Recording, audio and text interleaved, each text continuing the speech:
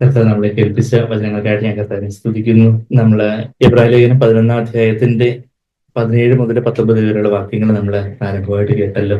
എബ്രഹാമിന്റെ ജീവിതത്തില് ദൈവം ചെയ്ത വലിയ കാര്യങ്ങള്, എബ്രഹാമിനെ വിശ്വാസികളുടെ പിതാവ് എന്ന് വിളിക്കുന്നതായിട്ട് നമ്മള് വിശ്വാസികളുടെ പിതാവ് എന്നാണ് ഇബ്രാഹിം അറിയപ്പെടുന്നത്. നമ്മളുടെ എല്ലാവരുടെയും പിതാവല്ലോ എന്നുള്ളൊരു അർത്ഥത്തില് നമ്മള് ഇവിടെ എബ്രായ ലേഖനം 11-ാം അധ്യായത്തിൽ ഒരു വിരൽ വെച്ചുകൊണ്ട് നമ്മൾ ആ റോമർ 4-ാം അധ്യായത്തിന്റെ ആ വാക്യം ഒന്ന് നോക്കുകയാണെങ്കിൽ, റോമർ 4-ാം അധ്യായത്തില് Abraham who is the father of us all, നമ്മളുടെ അവൻ നമുക്ക് എല്ലാവർക്കും പിതാവാകേണ്ടതിന് തന്നെ. അതതിന്റെ ആ 17 മലയാളത്തില് 17-ാമത്തെ വാക്യം, ഇംഗ്ലീഷില് 16-ാമത്തെ വാക്യം. Of the faith of Abraham who is the, മരിച്ചവരെ ഉയർപ്പിക്കുകയും, ഇങ്ങനെ 16-ാമത്തെ വാക്യം കൂടെ കൃപാദൻ എന്ന് പറയേണ്ടതിന് വിശ്വാസതലത്തിൽ അവകാശം എബ്രഹാമിന്റെ വിശ്വാസമുള്ളവർക്ക് ഉറപ്പാകേണ്ടത് തന്നെ. അതിന്റെ 17-ാമത്തെ വാക്യത്തിലെ മലയാളത്തില് മരിച്ചവരെ ജീവിപ്പിക്കുകയും ഇല്ലാത്തതിനെ ഉള്ളതിനെ പോലെ വിളിക്കുകയും ചെയ്യുന്നവനായി താൻ വിശ്വസിച്ച ദൈവത്തിന്റെ ദൃഷ്ടിയിൽ അവൻ നമുക്ക് എല്ലാവർക്കും പിതാവാകേണ്ടതിന് തന്നെ ഞാൻ നിന്നെ ബഹുജാതികൾക്ക് പിതാവാക്കി വെച്ചു എന്ന് എഴുതിയിരിക്കുന്നുവല്ലോ. അവൻ നമുക്ക് എല്ലാവർക്കും പിതാവാകേണ്ടതിന് തന്നെ. നമ്മള് ആക്ഷരികമായിട്ട് എബ്രഹാമിന്റെ സന്തതികളാണോ എന്ന് ചോദിച്ചാൽ യഹൂദ ജനതയാണ് ഫിസിക്കൽ ഡിസെൻഡൻസ് ഓഫ് എബ്രഹാം. ആക്ഷരികമായിട്ട് ഭൗതികമായിട്ട് എബ്രഹാമിന്റെ സന്തതി പരമ്പര. എന്നാൽ നമ്മുടെ എബ്രഹാമിന്റെ ആത്മീയ സന്തതികളാണ് സ്പിരിച്വൽ ഡിസെൻഡൻസ് ഓഫ് എബ്രഹാം. ഇപ്പോ നമ്മളെ ഉൽപ്പത്തി 11-ന്റെ ആ വാക്യങ്ങളിലേക്ക് നമുക്ക് വരാം. നമ്മള് അവിടെ ഉൽപ്പത്തിയിലേക്ക് ഒന്ന് പോകുമ്പോൾ, എബ്രായർ 11-ന്റെ ആദ്യം നമ്മൾ കണ്ട വാക്യങ്ങളിലേക്ക് നമുക്ക് വരാം. ഉൽപ്പത്തിയിലേക്ക് ഒന്ന് പോകുമ്പോൾ അവിടെ അതിന്റെ 15-ാം അധ്യായത്തില് ദൈവം എബ്രഹാമിനോട് എത്ര വ്യക്തമായിട്ട് കാര്യങ്ങൾ സംസാരിക്കുന്നു എന്നുള്ള കാര്യം നമ്മളെ കാണുന്നുണ്ട്. ഉൽപ്പത്തി 15-ാം അധ്യായത്തില് ആദ്യം അതിന്റെ 1-ാമത്തെ വാക്യത്തില് ഞാൻ നിന്റെ പരിചയം നിന്റെ അതിമഹത്തായ പ്രതിഫലമാകുന്നു എന്നൊക്കെ പറഞ്ഞിട്ട് 5-ാമത്തെ വാക്യത്തില് പിന്നെ അവൻ അവനെ പുറത്തു കൊണ്ടുവരുന്നു. അതായത് ദൈവത്തിന്റെ സ്നേഹിതൻ എന്ന് എബ്രഹാമിനെ വിളിച്ചതായിട്ട്, ഫ്രണ്ട് ഓഫ് ഗോഡ് എന്ന പേര് കിട്ടിയതായിട്ട് നമ്മളത് യാക്കോബ് 2:23 നമ്മളത് വായിച്ചായിരുന്നു. ദൈവത്തിന്റെ സ്നേഹിതൻ, ഒരു ഫ്രണ്ട് നമ്മളെ വീടിന്റെ പുറത്തേക്ക് കൊണ്ടുവന്ന് ആകാശത്തേക്ക് നോക്കാൻ പറയുന്നത് പോലെ ആ ഒരു സ്നേഹിതൻ എന്ന വേണം. ഏതാ നമ്മളെ ഉൽപ്പത്തി 15-ന്റെ അതാ നമ്മളെ 5-ാമത്തെ വാക്യത്തില് and he took him outside and said, പിന്നെ അവനെ പുറത്തു കൊണ്ടുചെന്ന് നീ ആകാശത്തേക്ക് നോക്കുക, നക്ഷത്രങ്ങൾ എണ്ണുവാൻ കഴിയുമെങ്കിൽ നീ ഒന്ന് കൗണ്ട് ചെയ്യാൻ നോക്ക്, എത്ര നക്ഷത്രങ്ങളുണ്ട്. ഇബ്രാഹിം ഒരിടത്തുനിന്ന് കൗണ്ട് ചെയ്യാൻ തുടങ്ങിയിട്ടാണ്. കുറച്ച് കഴിയുമ്പോൾ കണ്ടൊക്കെ ഒന്നിടത്ത് തിരുമ്മിയിട്ട് ഇതാണ് ഞാൻ കൗണ്ട് ചെയ്ത്, അതാണ് കൗണ്ട് ചെയ്ത്, ഇറക്കി നിർത്ത്, നിനക്ക് കൗണ്ട് ചെയ്യാൻ പറ്റുമോ, നിനക്കത് എണ്ണാൻ പറ്റുമോ? അതുപോലെ നക്ഷത്രങ്ങൾ എണ്ണാൻ കഴിയുമെങ്കിൽ എണ്ണുക എന്ന് കൽപ്പിച്ച് നിന്റെ സന്തതി ഇങ്ങനെയാകും എന്ന് അവനോട് കൽപ്പിച്ച്. അപ്പൊ ആകാശത്തിലെ നക്ഷത്രങ്ങളോട് കമ്പയർ ചെയ്യുന്നുണ്ട്. പിന്നെ കടൽ തീരത്തെ മണത്തരികളോട് കമ്പയർ ചെയ്യുന്നതായിട്ട് നമ്മൾ വായിക്കുന്നുണ്ട്. കടൽ തീരത്തെ മണത്തരികൾ പോലെയാകും നിന്റെ സന്തതി പരമ്പര എന്ന് നമ്മൾ ആ 17-ാം അധ്യായത്തിലേക്ക് വരുമ്പോൾ അവിടെ 17-ാം അധ്യായത്തില് എബ്രഹാം എന്നുള്ള 17-ാം അധ്യായത്തിന് 5-ാമത്തെ വാക്യത്തിൽ എബ്രഹാം എന്നുള്ള പേര് മാറ്റി എബ്രഹാം എന്നുള്ളൊരു പേര് കൊടുക്കുന്നതായിട്ട് നമ്മൾ വായിക്കുന്നത്. ഉൽപ്പത്തി 22-ലേക്ക് വരുമ്പോഴും ആ ഒരു എബ്രഹാമിന്റെ ഡിസെൻഡൻസിനെ കുറിച്ച് നമ്മൾ വായിക്കുമ്പോൾ ആ ഒരു 2 പദപ്രയോഗങ്ങൾ നമ്മൾ വായിക്കുന്നുണ്ട്. അതായത് ആകാശത്തിലെ നക്ഷത്രങ്ങൾ, ഭൂമിയിലെ കടൽ തീരത്ത് ഭൂമിയിലെ മണത്തരികള്. ആകാശത്തിലെ നക്ഷത്രങ്ങൾ എന്ന് പറയുമ്പോൾ അത് ആത്മീയ സന്തതികളെ കുറിക്കുന്ന കാര്യങ്ങള്. ഭൂമിയിലെ മണത്തരികൾ എന്ന് പറയുമ്പോൾ അത് ഭൗതികമായ സന്തതികളെ കുറിക്കുന്ന കാര്യങ്ങള്. അപ്പൊ നമ്മളിന്ന് എബ്രഹാമിന്റെ ഭൗതിക സന്തതികളല്ല, എന്നാൽ എബ്രഹാമിന്റെ ആത്മീയ സന്തതികളാണ്. എന്നുവെച്ചാല് എബ്രഹാമിനുണ്ടായിരുന്ന ആ ഒരു വിശ്വാസം, അതൊരു വലിയ മാതൃകയായിട്ട് നമ്മളിപ്പോ എബ്രായ ലേഖനത്തിൽ ഇപ്പം വായിച്ചു, റോമലേഖനത്തിൽ വായിച്ചു, ഗലാത്യ ലേഖനത്തില് എബ്രഹാമിന്റെയും സാറയുടെയും ഹാഗാറിന്റെയും ഒക്കെ കാര്യം ഒന്ന് സൂചനയായിട്ട് പറയുന്നതായിട്ട് നമ്മൾ 4-ാം അധ്യായത്തിന് അവസാനം വായിക്കുന്നുണ്ട്. ആ ഒരു യാക്കോബിന്റെ ലേഖനം 2-ാം അധ്യായത്തില് എബ്രഹാമിന്റെ വിശ്വാസത്തെ കുറിച്ച് നമ്മൾ വായിക്കുന്നു. എബ്രഹാം ഒരു പഴയ നിയമ കഥാപാത്രമാണെങ്കിലും നമ്മളെ വളരെയധികം വെല്ലുവിളിക്കുന്ന ഒരു കഥാപാത്രം. നമ്മളുടെ ഒരു വലിയ കുപ്പനായിട്ട്, ഒരു വലിയ ബസനായിട്ട് എബ്രഹാമിന്റെ ആ വിശ്വാസം. അവിടെ നമ്മൾ തിരിച്ച് എബ്രായർ 11-ാം അധ്യായത്തിന്റെ അതിന്റെ 17-ാമത്തെ വാക്യത്തില് വിശ്വാസത്താൽ എബ്രഹാം, നമ്മള് വിശ്വാസ വീരന്മാരുടെ അധ്യായം എന്നാണ് എബ്രായർ 11-ാം അധ്യായം പൊതുവെ chapter of the heroes of faith. എബ്രായർ 11-ാം അധ്യായം എന്ന് പറയുന്നത് വിശ്വാസ വീരന്മാരുടെ, വിശ്വാസ നായകന്മാരുടെ, വിശ്വാസ വീരന്മാരുടെ അധ്യായം എന്ന് പറയുന്നത്. അപ്പൊ അവിടെ ബാക്കി എല്ലാവരെയും കുറിച്ചും ഇപ്പൊ ഹാബേലിനെ കുറിച്ച് 4-ാമത്തെ വാക്യത്തില് വിശ്വാസത്താൽ ഇവൻ, അതെ, 4-ാമത്തെ വാക്യത്തിൽ വിശ്വാസത്താൽ ഹാബേൽ, 5-ാമത്തെ വാക്യത്തിൽ വിശ്വാസത്താൽ ഹാനോക്ക്. എന്നാൽ എബ്രഹാമിനെ കുറിച്ച് പറയുമ്പോൾ എത്ര പ്രാവശ്യം വിശ്വാസത്തിൽ എബ്രഹാം എന്ന് പറയുന്നുണ്ട്? നമ്മളതിന്റെ 8-ാമത്തെ വാക്യം വായിക്കുവാണെങ്കിൽ വിശ്വാസത്തിൽ എബ്രഹാം പറയുന്നുണ്ട്. പിന്നെയും കുറച്ചുകൂടെ വന്നപ്പോഴേ ഇപ്പൊ ആദ്യം നമ്മൾ വായിച്ച് 17-ാമത്തെ വാക്യത്തിൽ വിശ്വാസത്തിൽ എബ്രഹാം. എബ്രഹാമിനെ കുറിച്ച് പറയുമ്പോൾ 2 പ്രാവശ്യം വിശ്വാസത്തിൽ. ആദ്യത്തെ വിശ്വാസത്തിന് ചുവട് 8-ാമത്തെ വാക്യത്തില് എബ്രഹാം ഊറിൽ നിന്ന്, ഊറോത്ത് ചാൽഡിയൻസ്, ഊറിൽ നിന്ന്, ആ പട്ടണത്തിൽ നിന്ന് പുറപ്പെട്ട് കാനാൻ ദേശത്തേക്ക് തനിക്ക് കാണിക്കുവാനിരിക്കുന്ന ദേശത്തേക്ക് ചെല്ലുന്ന ആ ഒരു കാര്യം പറയുമ്പോഴും അവിടെ എന്താ നമ്മൾ വായിക്കുന്നത്? അവിടെ ബൈ ഫെയ്ത്ത് എബ്രഹാം, അതിന്റെ 8-ാമത്തെ വാക്യത്തിൽ വിശ്വാസത്താൽ എബ്രഹാം തനിക്ക് അവകാശമായി കിട്ടുവാനിരുന്ന ദേശത്തേക്ക് യാത്രയാകുവാൻ വിളിക്കപ്പെട്ടപ്പോൾ അനുസരിച്ച് എവിടേക്ക് പോകുന്നു എന്ന് അറിയാതെ പുറപ്പെട്ടു. അതായത് എബ്രഹാം അപ്പം അവിടെ ആ സമയത്ത് 75 വയസ്സ്, അന്ന് ആൾക്കാര് വളരെയധികം വർഷങ്ങൾ ജീവിച്ചിട്ടുണ്ട്. 75 വർഷം എന്ന് പറയുന്നത് അത്ര വലിയൊരു പ്രായമല്ല. ഇന്നത്തെ 75 വയസ്സില് നമ്മള് പടികുത്തുന്ന് പറയുന്നതുകൊണ്ട് അത്രയും വലിയ പ്രായമായില്ല.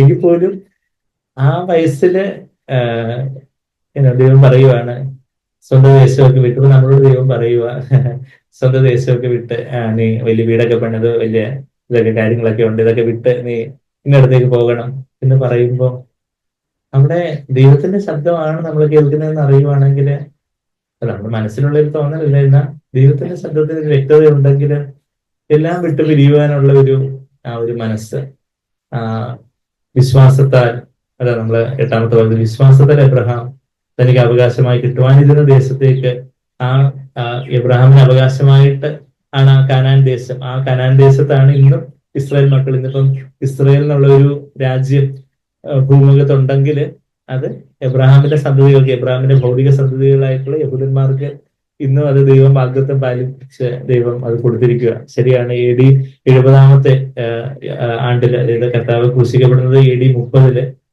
29-30-ലാണ് കർത്താവ് ക്രൂശിക്കപ്പെടുന്നതായിട്ട് ചരിത്രകാരന്മാർ പറയുന്നത്. അതിനുശേഷം ഒരു 40ഓളം വർഷം ആ യഹൂദ ജനതയുടെ മാനസാന്തരത്തിനായിട്ട് ദൈവം കാത്തിരുന്നു. അതിനുശേഷം AD 70 ആയപ്പോഴത്തേക്ക് റോമൻ ജനറൽ ആയിട്ടുള്ള ടൈറ്റസിന്റെ കീഴില് വലിയൊരു യുദ്ധം ഉണ്ടായി. യഹൂദന്മാരെ എല്ലാം ചിന്നിച്ചിതറിച്ചു. AD 70-ല് ലോകത്തിന്റെ പല ഭാഗത്തേക്ക്, ഇവിടെ കേരളത്തിൽ തന്നെ മട്ടാഞ്ചേരിയിലോ കൊടുങ്ങല്ലൂർ അങ്ങനെ പലയിടങ്ങളിലൊക്കെ യഹൂദ ദേവാലയങ്ങളൊക്കെ ഉണ്ടാകത്തൊക്കെ വേണ്ട യഹൂദന്മാർ ഇവിടെയും ചിന്നിച്ചിതറി വന്നായിരുന്നു. എന്നാൽ പിന്നെ 1948-ലാണ് 1947-ൽ നമുക്ക് സ്വാതന്ത്ര്യം കിട്ടുന്നത്. 1948-ലാണ്, 20 വർഷം കൂടെ കഴിഞ്ഞിട്ടാണ് ഇസ്രായേൽ രാഷ്ട്രം രൂപീകൃതമാകുന്നത് നമ്മൾ വായിക്കുന്നത്. അതും അവിടെ നമ്മൾ നോക്കുവാണെങ്കിൽ, അവിടുത്തെ ആ ഭൂപടം നോക്കുവാണെങ്കിൽ ചുറ്റും പച്ചയാണ്, ചുറ്റും അറബ് രാഷ്ട്രങ്ങളാണ്, അതിന്റെ ഇടയിൽ ഒരു കൊച്ചു സ്ഥലമാണ് ഈ ഇസ്രായേൽ രാഷ്ട്രം. അത് ഒരു മഹാത്ഭുതമാണ്. എന്നുവെച്ചാൽ അത്രയും ശത്രുക്കളായിട്ട് യഹൂദ ജനതയെ കാണുന്നവരുടെ ഇടയില് ദൈവത്തിന്റെ വലിയൊരു അത്ഭുത പ്രവൃത്തിയായിട്ട് എബ്രഹാമിനോട് ദൈവം ചെയ്ത ആ ഒരു വാഗ്ദത്തം, ദൈവം അവരെ എല്ലാ രാഷ്ട്രങ്ങളിലേക്ക് ചിതറിച്ച് കളയുന്നുള്ള ഒരു ദൈവം തന്നെ അത് ദൈവത്തിന്റെ പ്രവചന പുസ്തകങ്ങളിൽ, അത് നമ്മുടെ പഴയ നിയമ പ്രവചന പുസ്തകങ്ങളിൽ അത് എഴുതിയിട്ടുണ്ട്. എന്നാൽ നിങ്ങൾ എല്ലാ ജാതികളിൽ നിന്നും എല്ലായിടത്തു നിന്നും ഒക്കെ കൂട്ടിച്ചേർക്കും.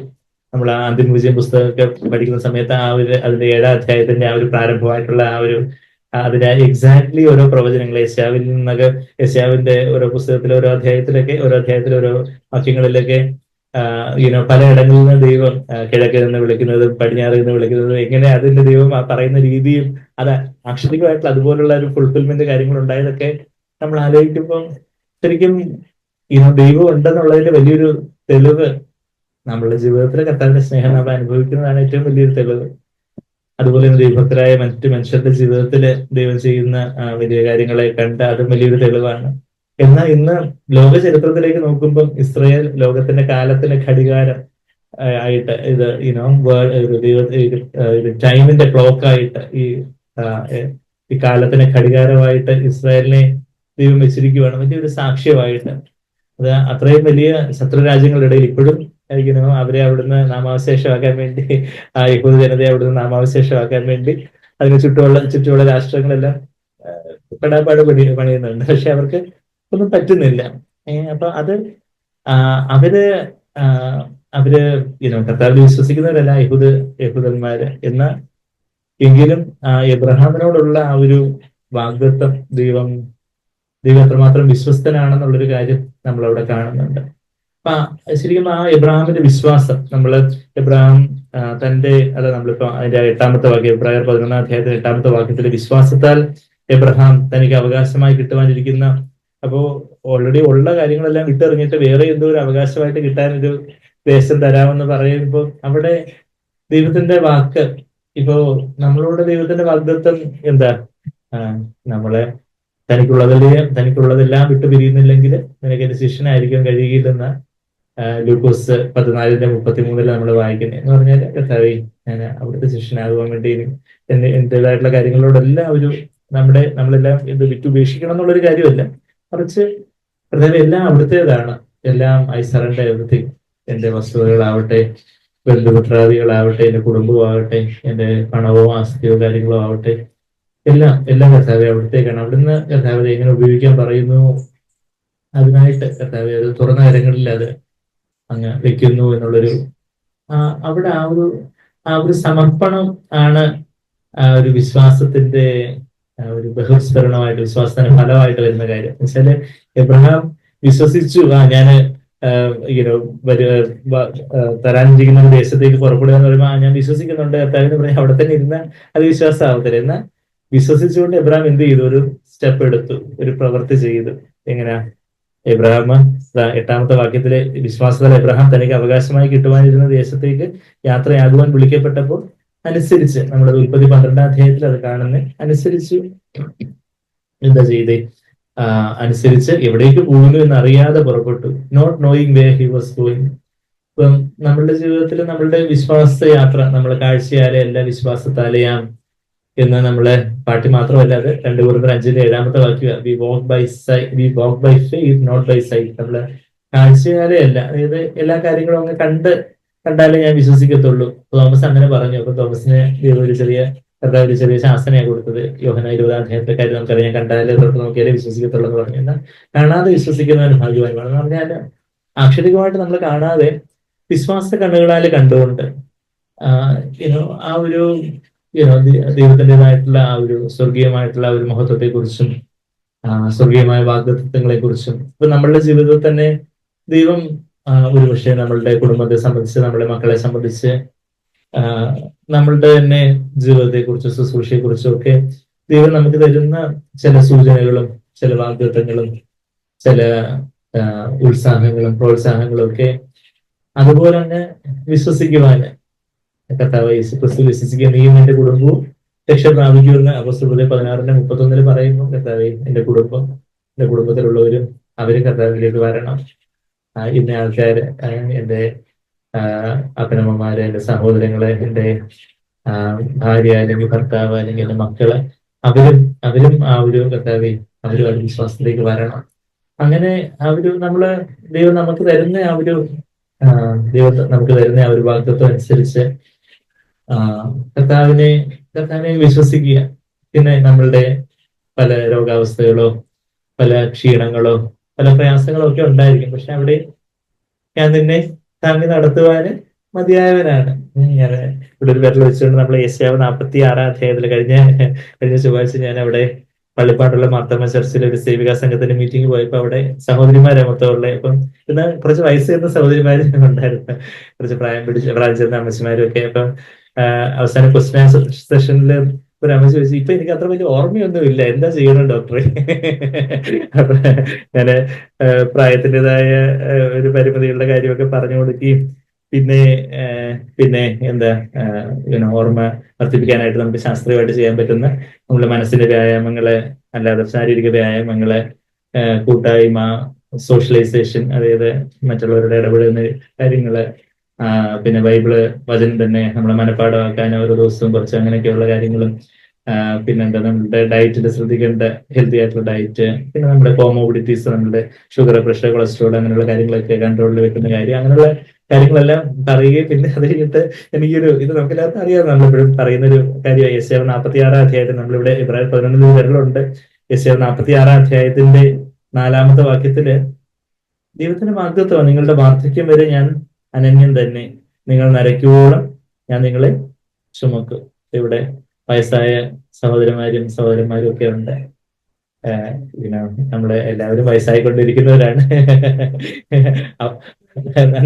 അതെ അതെ, ഏർലി ആയിട്ട് നരച്ചവരും ഉണ്ട്, ലേറ്റ് ആയിട്ട് ഇത്രയും നരയ്ക്കാത്തവരും, അധികം വേണ്ടവണ്ണം നരയ്ക്കാത്തവരും ഒക്കെ ഉണ്ട്. എന്നാൽ കർത്താവിന്റെ നിങ്ങളുടെ വാർദ്ധക്യം വരെ ഞാൻ അനന്യൻ തന്നെ. ഞാൻ ചില പലപ്പോഴും വയസ്സൊക്കെ ആകുമ്പോഴത്തേക്കും നമുക്ക് പല കാര്യങ്ങളൊരു അവ്യക്തത എങ്ങനെ ആയിരിക്കും, പല കാര്യങ്ങളും ഞാൻ ഇന്നത്തെ ആ കഴിഞ്ഞ ചൊവ്വാഴ്ച ആ ഒരു ക്രൗഡിനോട് ചിലപ്പം മക്കളൊക്കെ വേണ്ടവണ്ണം നോക്കൂ, അല്ലെങ്കിൽ എങ്ങനെ ആവും, ആരോഗ്യസ്ഥിതി എങ്ങനെ ആവും, നാളെ എന്താവും, അത് വരുവോ, ഇങ്ങനെയുള്ള അസുഖം വരുവോ, അങ്ങനെയൊക്കെയുള്ളു. പക്ഷെ കർത്താവിന്റെ വാഗ്ദത്വമാണിത്. ദൈവത്തിന്റെ മാറ്റമില്ലാത്ത ആകാശവും ഭൂമിയും മാറിപ്പോയാലും ഇതാണ് വാഗ്ദത്തം. പക്ഷെ അത് നമ്മൾ വിശ്വസിക്കണം. നമ്മൾ പക്ഷേ ദൈവത്തിന് വന്നത് അങ്ങനെയൊക്കെ പറഞ്ഞിട്ടുണ്ട്, പക്ഷെ അങ്ങനെയൊന്നും ദൈവം അങ്ങനെയൊന്നും എന്നെ അത് താങ്ങാനും ചുമക്കാനൊന്നും കർത്താവിന് പറ്റത്തൊന്നുമില്ല, ഞാൻ എങ്ങനെയെങ്കിലും ഒക്കെ ഇങ്ങനെ എന്റേതായിട്ടുള്ള രീതിയിലൊക്കെ പോയിക്കോളാം.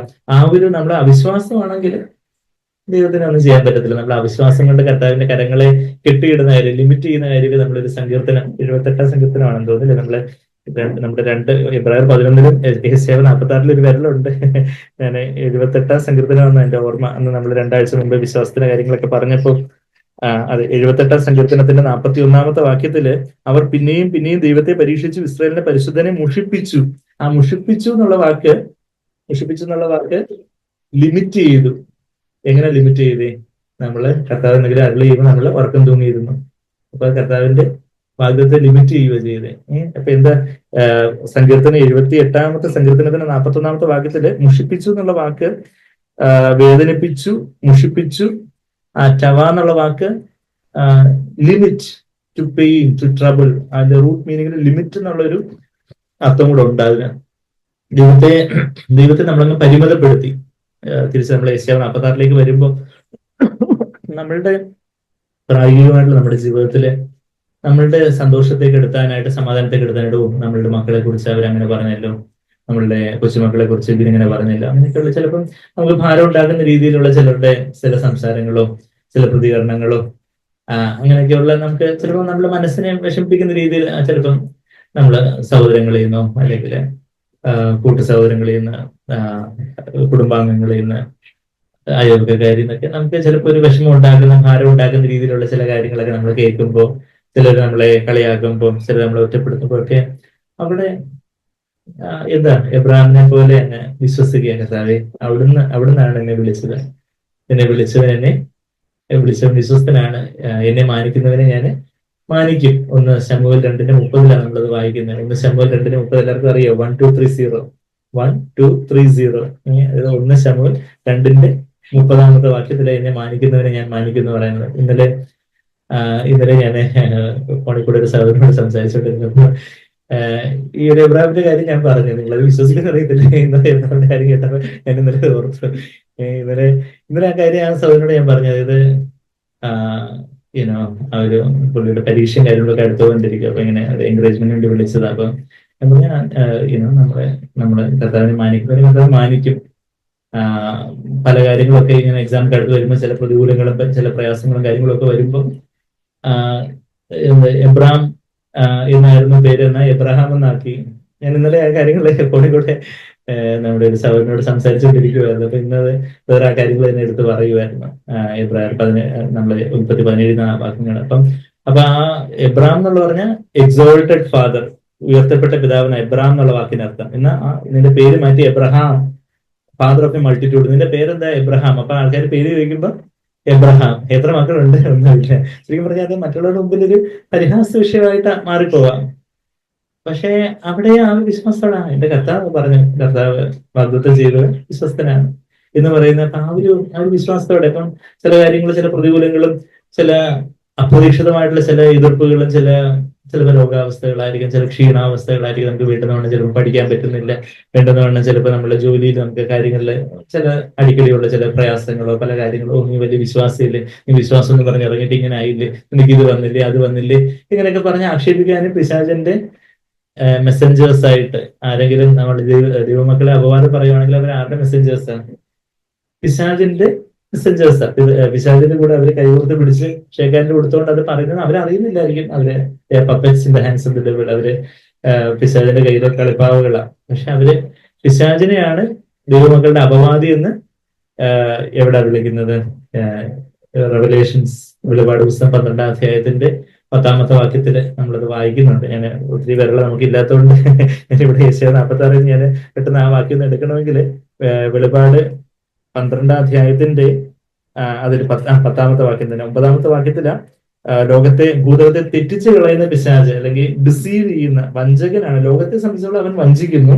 എന്നാൽ ദൈവമക്കളെ സംബന്ധിച്ചോളം അതിന്റെ 10-ാമത്തെ വാക്യം വെളിപാട് പുസ്തകം 12-ന്റെ 10-ാമത്തെ വാക്യത്തില് നമ്മുടെ സഹോദരന്മാരെ രാപ്പകൽ ദൈവസന്നിധിയിൽ കുറ്റം ചുമത്തുന്ന അപവാദിയെ തെളിയിട്ട് കളഞ്ഞുവല്ലോ. അപ്പം ദൈവമക്കളെ കുറ്റം പറയാം, അക്യൂസ് ചെയ്യും, നീ അങ്ങനെ ചെയ്തുകൊണ്ട് ഇങ്ങനെ അങ്ങനെ ഇതാണ്. പക്ഷെ നമ്മുടെ വീട്ടിലെ ആൾക്കാർ തന്നെ ആയിരിക്കും പറയുന്നത്, ചിലപ്പോൾ നമ്മുടെ ബന്ധുക്കളായിരിക്കും പറയുന്നത്, ചിലപ്പോൾ നമ്മളുടെ അയൽവക്കത്തുകാരായിരിക്കും പറയുന്നത്. പക്ഷെ നമ്മൾ അവരോട് ശരിക്കും പറഞ്ഞാൽ നമുക്കൊരു കമ്പാഷൻ തോന്നും, നമുക്കൊരു മനസ്സിൽ തോന്നും, അയ്യോ കർത്താവേ, അവര് ആരുടെ കൈ ഓർത്ത് പിടിച്ചിരിക്കുന്നത് അവർക്ക് തന്നെ അറിയത്തില്ലല്ലോ, അവര് പിശാചിന്റെ കൈ ഓർത്ത് പിടിച്ചുകൊണ്ടാണ് നമ്മളെ അക്യൂസ് ചെയ്യുന്നത്. നമുക്കെതിരായിട്ട് എന്തെങ്കിലും പറയുമ്പോൾ ദൈവങ്ങൾക്ക് എതിരായിട്ട് അതിനിപ്പം സ്വന്തം ഭാര്യയോ ഭർത്താവോ അല്ലെങ്കിൽ മക്കളോ അല്ലെങ്കിൽ കൊച്ചുമക്കളോ അയൽവക്കത്തുകാരോ ബന്ധുക്കളോ സുഹൃത്തുക്കളോ സഹോദരന്മാരോ ആര് പറഞ്ഞാലും ആ ഒരു അക്യൂസിങ് സ്പിരിറ്റിൽ, ഒരു കുറ്റപ്പെടുത്തുന്ന അപവാദം പറയുന്ന രീതിയിൽ അക്യൂസിങ് സ്പിരിറ്റിൽ, ശരിയാണ് നമ്മൾ ചില കാര്യങ്ങൾ നമ്മൾ സ്ട്രിക്റ്റ് ആയിട്ട് ഫേമായിട്ട് തിരുത്തേണ്ട കാര്യങ്ങളോ അങ്ങനെയുള്ള കാര്യങ്ങളെല്ലാം ഉണ്ട്. എന്നാൽ ഒരു അക്യൂസിങ് സ്പിരിറ്റില് മറ്റുള്ളവരെ അപവാദം പറയുന്ന രീതിയിലുള്ള ആ ഒരു പിശാചിന്റെ ആത്മാവിനോട് ചേർന്ന് അത് അവര് പിശാചിന്റെ ആത്മാവിനോട് ചേർന്ന് പറയുന്നു, പിശാചിനോട് ഷേക്കാൻഡ് പിടിച്ചുകൊണ്ട് പറയുക. അപ്പൊ ശരിക്കും പറഞ്ഞാൽ ദൈവത്തോട് അവരോട് അവർക്ക് വേണ്ടി പ്രാർത്ഥിക്കണം. ലൂക്കോസ് 23-ന്റെ 34-ാമത്തെ വാക്യത്തിൽ കർത്താവ് പറഞ്ഞത്, പിതാവേ, ഇവര് ചെയ്യുന്നത് എന്താണെന്ന് ഇവർക്ക് അറിയത്തില്ല, അതുകൊണ്ട് കർത്താവ് ഇവരോട് ക്ഷമിക്കണം. ഇത് എത്രമാത്രം വലിയൊരു പാപമാണ് ചെയ്യുന്നത്. ഇവര് ദൈവമകളായിട്ടുള്ള ഒരാളെ കുറ്റം പറയുമ്പോൾ നമ്മുടെ ബന്ധു ആരാണെന്ന് ഇരിക്കട്ടെ, അവര് എന്താ ചെയ്യുന്നത്? പിശാചിന്റെ കൂടെ കൈകോർത്ത് പിടിച്ചോണ്ടത് പറഞ്ഞു. അപ്പൊ അതുകൊണ്ട് നമ്മള് അവരെ കുറിച്ച് അവർക്ക് പ്രാർത്ഥിക്കപ്പെട്ടു, ദൈവമേ അവർക്കൊരു മനസാന്തരം കൊടുക്കണേ, അവരെ കർത്താവിനെ അറിഞ്ഞില്ലെങ്കിൽ അവർക്കുള്ള ഉണ്ടാകാൻ പോകുന്ന ന്യായവിധി എത്ര ഭയങ്കരമായിരിക്കും.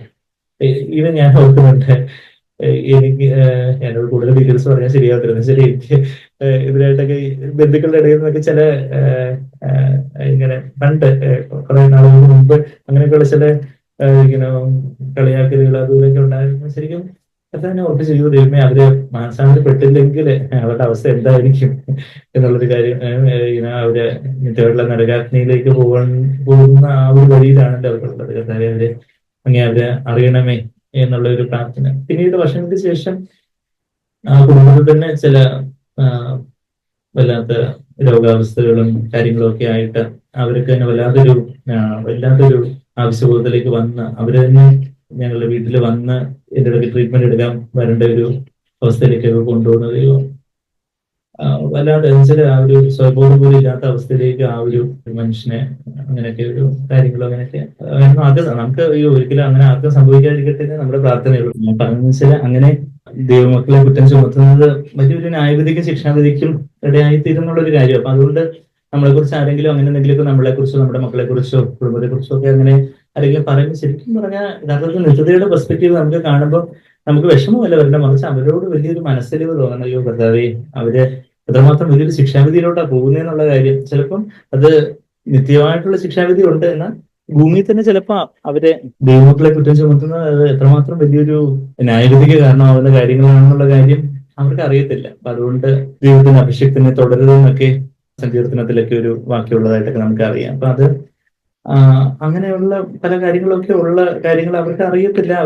ദൈവം അവരോട് കരുണ തോന്നണമെങ്കിൽ നമ്മൾ അവർക്ക് വേണ്ടി പ്രാർത്ഥിക്കാം. അവര് അത് അത്രമാത്രം വലിയൊരു ന്യായവിധിക്ക് കാരണമാകും എന്നുള്ള കാര്യമൊക്കെ നമ്മൾ ഓർക്കണം. അപ്പോൾ നമ്മൾ തിരിച്ച് യെശയ്യാവ് 46-ന്റെ 4-ലേക്ക് വരുമ്പോൾ, നിങ്ങളുടെ വാർദ്ധക്യം വരെ ഞാൻ അന്യനെ തന്നെ നിങ്ങൾ നരയ്ക്കുവോളം ഞാൻ നിങ്ങളെ ചുമക്കും. നമ്മുടെ ജീവിതത്തിലെ നമ്മളുടെ സമാധാനത്തെ സാരമില്ല, നമ്മുടെ സമാധാനത്തെ സ്വസ്ഥതയ്ക്ക് എടുത്താൻ വേണ്ടി ഈ മൈക്കും നമ്മൾ അനുവദിക്കരുതല്ലോ. അപ്പൊ നമ്മളെ സമാധാനത്തെ സ്വസ്ഥതയെ കെടുത്താൻ വേണ്ടിയുള്ള പല കാര്യങ്ങളൊക്കെ സംഭവിക്കാം. അപ്പൊ ആ സമയത്തും ഞാൻ വിശ്വസിച്ചത് ആരാ, ഞാൻ വിശ്വസിച്ചത് ആരെയെന്ന് ഞാൻ അറിയുന്നു. അവൻ അവൻ എന്റെ ഉപനിധി. ഞാൻ ഈ ഒരു വാക്യം ഒന്ന് വായിച്ചു തീർത്തിട്ട് നമുക്ക് ആ 2 തിമോഥെയോസിലെ വാക്യത്തിലോട്ട് പോകാം. നിങ്ങളുടെ വാർദ്ധക്യം വരെ ഞാൻ അന്യൻ തന്നെ, നിങ്ങൾ നരയ്ക്കുമ്പോൾ ഞാൻ നിങ്ങളെ ചുമക്കും, ഞാൻ ചെയ്തിരിക്കുന്നു, ഞാൻ വഹിക്കുകയും ഞാൻ ചുമന്ന് വിടുവിക്കുകയും ചെയ്യും എന്ന് പറയുന്ന ഒരു കർത്താവ്. നമ്മളെ ചുമന്ന് വിടുവിക്കുകയും ചെയ്യും, ഞാൻ നിങ്ങളെ ചുമക്കും, ഞാൻ ചെയ്തിരിക്കുന്നു, ഞാൻ വഹിക്കുകയും ചുമന്ന് വിടുവിക്കുകയും ചെയ്യും എന്ന് പറയുന്ന ഒരു കർത്താവ്. നമ്മൾ ആ 2 തിമോഥെയോസില് പൗലോസിന്റെ ആ ഒരു വിശ്വാസം, പൗലോസ് സിമ്പിൾ ആയിട്ടുള്ള പൗലോസിന്റെ താൻ ആരെ വിശ്വസിക്കുന്നു എന്ന് താൻ അറിയുന്നു എന്ന് പറയുന്ന ഒരു കാര്യം. നമ്മൾ ആരെയാണ് വിശ്വസിച്ചിരിക്കുന്നേ? നമ്മളെ ചെറിയൊരു പുള്ളിയാണ് വിശ്വസിച്ചിരിക്കുന്നേ. എല്ലാത്തെയും സൃഷ്ടിച്ചവനായ ആ ഒരു വലിയ ദൈവത്തെയാണ് ഞാൻ വിശ്വസിച്ചിരിക്കുന്നത്. അത് നമ്മൾ 2 തിമോഥെയോസ് 1:12 വാക്യത്തില്, അത് നിമിത്തം തന്നെ ഞാൻ ഇതൊക്കെയും സഹിക്കുന്നു. പല കഷ്ടങ്ങളും പല പ്രയാസങ്ങളും ഒക്കെ പൗലോസിന്റെ ജീവിതത്തിൽ ഉണ്ടായി. എന്നാൽ ഞാൻ അത് നിമിത്തം ഇതെല്ലാം സഹിക്കുക, അതിനിട്ട് പറയുക, അത് നിമിത്തം തന്നെ ഞാൻ പ്രസംഗിയും അതിന്റെ 11 വാക്യത്തിൽ ആ സുവിശേഷത്തിന് ഞാൻ പ്രസംഗിയും അപ്പോസ്തലനും ഉപദേഷ്ടാവുമായി നിയമിക്കപ്പെട്ടിരിക്കുന്നു. അത് നിമിത്തം ഞാൻ നിയമിക്കപ്പെട്ടിരിക്കുന്നു. ദൈവം എനിക്കൊരു അപ്പോയിന്റ്മെന്റ് തന്നിരിക്കുവാണ്, ദൈവം എനിക്കൊരു ശുശ്രൂഷ ഏൽപ്പിച്ചിരിക്കുവാണ്. അതിന് നിമിത്തം ഞാൻ ഇതെല്ലാം സഹിക്കുവാണ് ചെയ്യുന്നത്. അത് കഴിഞ്ഞിട്ട് പറയും, എങ്കിലും ലജ്ജിക്കുന്നില്ല. പൗലോസിന്റെ അവസാനത്തെ ലേഖനമാണ്, പൗലോസ് കാരാഗ്രഹത്തിലിരുന്ന് എഴുതുവാണ്. എന്നാൽ പൗലോസ് എന്താ പറയുന്നത്? എന്നെ വിളിക്കപ്പെട്ടിരിക്കുന്നു, എന്നെ ദൈവം ഇക്കാര്യങ്ങളൊക്കെ ഏൽപ്പിച്ചിരിക്കുന്നു, ഞാൻ ഇതൊക്കെയും സഹിക്കുന്നു, എങ്കിലും ഞാൻ ലജ്ജിച്ചു പോകുന്നില്ല. ഞാൻ ആരെ വിശ്വസിച്ചിരിക്കുന്നു എന്ന് അറിയുന്നു. I know ഹൂം I have believed. ഞാൻ ആരെ വിശ്വസിച്ചിരിക്കുന്നു എന്ന് അറിയുന്നു. അവൻ എന്റെ ഉപനിധി ആ ദിവസം വരെയും സൂക്ഷിക്കുവാൻ ശക്തൻ എന്ന് ഉറച്ചിരിക്കുന്നു. He is able to guard what I have entrusted to him until that day. ഞാൻ എന്താണോ കർത്താവിനെ ഏൽപ്പിച്ചിരിക്കുന്നത്, ഞാൻ എന്നെ തന്നെയും എന്റേതായിട്ടുള്ളതെല്ലാം ഞാൻ കർത്താവിനെ ഏൽപ്പിച്ചിരിക്കുന്നു. അതെല്ലാം അവസാന നാൾ വരെയും കാക്കുവാൻ ആര് വിശ്വസ്തനാ? എന്റെ കർത്താവ് വിശ്വസ്തനാ. ഇപ്പൊ അജ്ബേറിനെ കുറച്ച് കാര്യങ്ങൾ ഏൽപ്പിക്കുകയാണ്. ബ്രദറെ ഇത്ര പൈസ കുറച്ച് ആൾ കഴിയുമ്പോൾ എനിക്കതങ്ങ് തിരിച്ചങ്ങ് തരണേ, ഇത് ബ്രദറിന്റെ കൈ വെക്കാൻ വേണ്ടി ഞാൻ എന്റെ അടുത്തേക്ക് പോകും. അപ്പൊ ഇന്ന് സഹോദരനെ വിശ്വസിക്കാന്നുള്ളത് കൊണ്ട് കുഴപ്പമൊന്നുമില്ല. പിന്നെ ഇടയ്ക്ക് വേറെ അത് അവിടെ ഉണ്ടോ എന്ന് വിളിച്ച് ചോദിക്കേണ്ട ആവശ്യമില്ല. പിന്നെ വരുമ്പോൾ ബ്രദറെ ഇനി തന്നേരെന്ന് പറയുമ്പോൾ ഇനി പോലും നോക്കാതെ എനിക്കഞ്ഞ് എടുത്തുകൊണ്ട് പോവാം എന്ന് പറഞ്ഞാൽ ആരെ വിശ്വസിച്ചിരിക്കുന്നു, ഞാൻ ആരെയാണ് ഇത് ഇൻട്രസ്റ്റ് ചെയ്തിരിക്കുന്നത് എനിക്ക് അറിയാം. അവൻ അവസാനത്തോളം കർത്താവിനെ കാക്കുവാൻ മതിയായവനാന്ന് വെച്ചാൽ നമ്മളായിട്ട് ഞാൻ ഇനിയിപ്പം വിശ്വാസത്തിൽ നിന്ന് വീണു പോവോ, എനിക്കിനി അവസാനം അവിശ്വാസം വരുവോ, അങ്ങനെയൊക്കെയുള്ള ഒരു ഭാരത്തിന്റെ പ്രയാസത്തിന് ആവശ്യമില്ല. ഞാൻ രക്ഷ നഷ്ടപ്പെട്ടു പോവോ?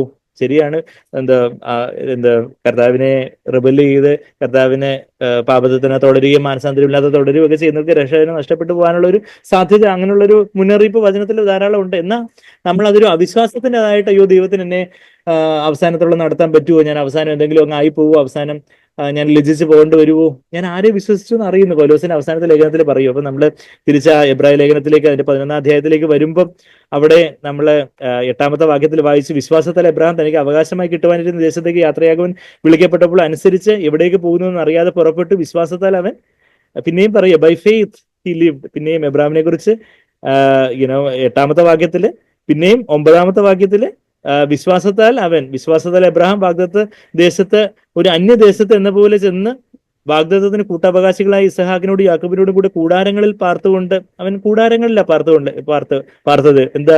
ദൈവം ശില്പിയായി നിർമ്മിച്ചതും അടിസ്ഥാനമുള്ളതുമായ നഗരത്തിനായിട്ട്, ഒരു പുത്തൻ യെരൂശലേം, ദൈവം തന്നെ ശില്പിയായിട്ട് അടിസ്ഥാനമായിട്ട് നിയമിച്ചൊരു ദൈവം നിർമ്മിക്കുന്ന ഒരു നഗരമുണ്ട്, അതിനായിട്ട് കാത്തിരുന്ന ഒരു എബ്രഹാം. അത് കഴിഞ്ഞിട്ട് എബ്രാഹിമിന് മാത്രമല്ലായിരുന്നു വിശ്വാസം, സാറായ്ക്കും വിശ്വാസം ഉണ്ടായിരുന്നു. സാറയും വിശ്വാസത്തിന്റെ ധീരവനിതയായിട്ട് നമ്മളിവിടെ പറയുക. 11 വാക്യത്തിൽ, വിശ്വാസത്താൽ സാറയും വാഗ്ദത്തം ചെയ്തവനെ വിശ്വസ്തൻ എന്ന് എണ്ണുകയാൽ പ്രായം കഴിഞ്ഞിട്ടും പുത്രോത്പാദനത്തിന്റെ ശക്തി പ്രാപിച്ചു. അപ്പം കൺസീവ് ചെയ്യാനുള്ള എബിലിറ്റി സാറയ്ക്ക് എങ്ങനെയാ കിട്ടിയത്? എബ്രാഹിമിന്റെ വിശ്വാസം കൊണ്ട് അങ്ങ് കർത്താവിന്റെ കെയർ ഓഫിൽ അങ്ങ് കയറിപ്പോയതല്ല, മറിച്ച് സാറയും വിശ്വസിച്ചുകൊണ്ടാണ് അവൾക്ക് പുത്രോത്പാദനത്തിനുള്ള ശക്തി.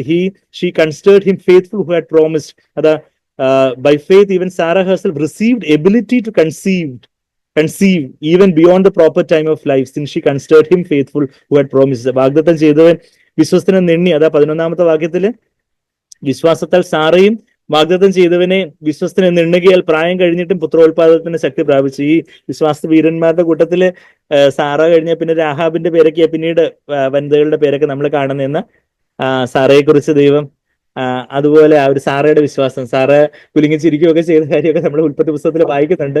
എങ്കിൽ പോലും സാറ് വിശ്വസിച്ചു. തന്റെ ഭർത്താവിന്റെ കെയർ ഓഫിൽ അങ്ങ് പോയിക്കോളാം എന്നുള്ളതല്ല, മറിച്ച് ദൈവം വാഗ്ദത്തം ചെയ്തതാ. ദൈവം എന്റെ ഭർത്താവിനോടാ പറഞ്ഞിരിക്കുന്നത്, പക്ഷെ അത് എന്നോട് പറഞ്ഞതിന് തുല്യമാണ്, ഞാൻ വിശ്വസിക്കുന്നു എന്ന്. അങ്ങനെയാണ് സാറയും പുത്രോത്പാദനത്തിനുള്ള ആ ഒരു എബിലിറ്റി, ആ ഒരു മെനോപോസ് ഒക്കെ കഴിഞ്ഞ് എല്ലാ പ്രായമൊക്കെ കഴിഞ്ഞ് പിന്നീട് ഒരു പുത്രോത്പാദനത്തിന് ഒരു സാധ്യതയില്ലായിരുന്നെങ്കിൽ സാറയും വിശ്വസിച്ച കാര്യം നമ്മളവിടെ വായിക്കുന്നു. അത് കഴിഞ്ഞിട്ട് പിന്നെ അതുകൊണ്ട് ഒരുവന് മൃതപ്രായവനായവന് തന്നെ പെരുപ്പത്തിൽ ആകാശത്തിലെ നക്ഷത്രങ്ങൾ പോലെയും, അതാ 12ാമത്തെ വാക്യത്തിൽ ആ ഒരു കാര്യം നമ്മൾ കാണുന്നത്. 12ാമത്തെ വാക്യം അത് ഉൽപ്പത്തി 22:17 15:5 മുതൽ 6 വരെയുള്ള വാക്യങ്ങളിലൊക്കെ നമ്മളത് വായിക്കുന്ന കാര്യമാണ്. അത് 12ാമത്തെ വാക്യം. അതുകൊണ്ട് നമ്മളിപ്പം എബ്രായർ 11:12 അതുകൊണ്ട് ഒരുവന് മൃതപ്രായവനായവന് തന്നെ പെരുപ്പത്തിൽ ആകാശത്തിലെ നക്ഷത്രങ്ങൾ പോലെ. അത് ആത്മീയ സന്തതികൾ. അതിലാണ് നമ്മളെല്ലാം കർത്താവ് യഹൂദനായിട്ട് എബ്രാഹിമിന്റെ സന്തതിയായിട്ട് വന്നു, എബ്രാഹിമിന്റെ സന്തതിയായിട്ട് ദാവീദിന്റെ സന്തതിയായിട്ട് വന്നു. ബാക്കി 12 അപ്പോസ്തലന്മാരും യൂദാ പോയിട്ട് പൗലോസിനെ ചേർത്താലും ആ 12 അപ്പോസ്തലന്മാര് യഹൂദന്മാരായിരുന്നു. എന്നാൽ വിശ്വാസത്താൽ നാം ഇന്ന് വിശ്വാസത്തോടെ നാം കർത്താവിനെ വിശ്വസിക്കുമ്പോൾ നമ്മൾ എബ്രാഹിമിന്റെ ആത്മീയ സന്തതിയായിട്ട് വരുന്ന ഒരു കാര്യമാണ് നമ്മൾ വായിക്കുന്നത്. അതാ 12ാമത്തെ വാക്യത്തിലും പെരുപ്പത്തിൽ ആകാശത്തിലെ നക്ഷത്രങ്ങൾ പോലെയും കടൽപ്പുറത്ത് എണ്ണിക്കൂടാത്ത മണൽ പോലെയും സന്തതി ജനിച്ചു. ഇവർ എല്ലാവരും വാഗ്ദത്തം നിവൃത്തി പ്രാപിക്കാതെ അവര് വിചാരിച്ചതുപോലെ അവര് ദൂരെ ഒരു ദൈവശില്പിയായിട്ട് നിർമ്മിക്കുന്ന ഒരു നഗരത്തിനായിട്ട് നോക്കി പാർത്തുകൊണ്ടിരുന്ന, എന്നാൽ അത് പ്രാപിക്കാതെ ദൂരത്തു നിന്ന് അത് കണ്ട് അഭിവന്ദിച്ചും ഭൂമിയിൽ തങ്ങൾ അന്യരും പരദേശികളും എന്ന് ഏറ്റു പറഞ്ഞുകൊണ്ട് വിശ്വാസത്തിൽ മരിച്ചു. വിശ്വാസത്തിൽ ജീവിക്കുക മാത്രമല്ല, വിശ്വാസത്തിൽ മരിക്കുകയും ചെയ്തു. ഇങ്ങനെ പറയുന്നവർ ഒരു പിതൃദേശം അന്വേഷിക്കുന്നു എന്ന് കാണിക്കുന്നു. അവർ വിട്ടുപോകുന്നതിനെ ഓർത്ത് എങ്കിൽ മടങ്ങിപ്പോകുവാൻ ഇടയുണ്ടായിരുന്നല്ലോ. അതായത് അവര് ഒരു പിതൃദേശം അന്വേഷിക്കുവാണ്. അവര് ആ കനാൻ ദേശം അത് പ്രാപിച്ചു. അതിന് മാത്രം അവര് തൃപ്തിയായിരുന്നില്ല. എന്നാൽ ദൈവം ശില്പിയായിട്ട് നിർമ്മിക്കുന്ന ഒരു നഗരത്തിലേക്ക് അവർ നോക്കി പാർത്തു. വേണമെങ്കിൽ അവർക്ക് തിരിച്ചു പോകാനുള്ള ഒരു സാധ്യത ഉണ്ടായിരുന്നു 15ാമത്തെ വാക്യത്തിൽ. പക്ഷെ അവർ തിരിച്ചു പോയില്ല. അവരോ അധികം നല്ലതിനെ, സ്വർഗീയമായതിനെ തന്നെ കാക്ഷിച്ചിരുന്നു. 16ാമത്തെ വാക്യം. ആകയാൽ ദൈവം അവരുടെ ദൈവം എന്ന് വിളിക്കപ്പെടുവാൻ ലജ്ജിക്കുന്നില്ല, അവൻ അവർക്കായി ഒരു നഗരം ഒരുക്കിയിരിക്കുന്നുവല്ലോ. 17ാമത്തെ വാക്യത്തിൽ വിശ്വാസത്തിൽ എബ്രഹാം താൻ പരീക്ഷിക്കപ്പെട്ടപ്പോൾ ഇസഹാക്കിനെ യാഗം അർപ്പിച്ചു. അപ്പം വിശ്വാസത്തിൽ എബ്രഹാമിന് 3 തവണ നമ്മളിപ്പം വായിച്ചു.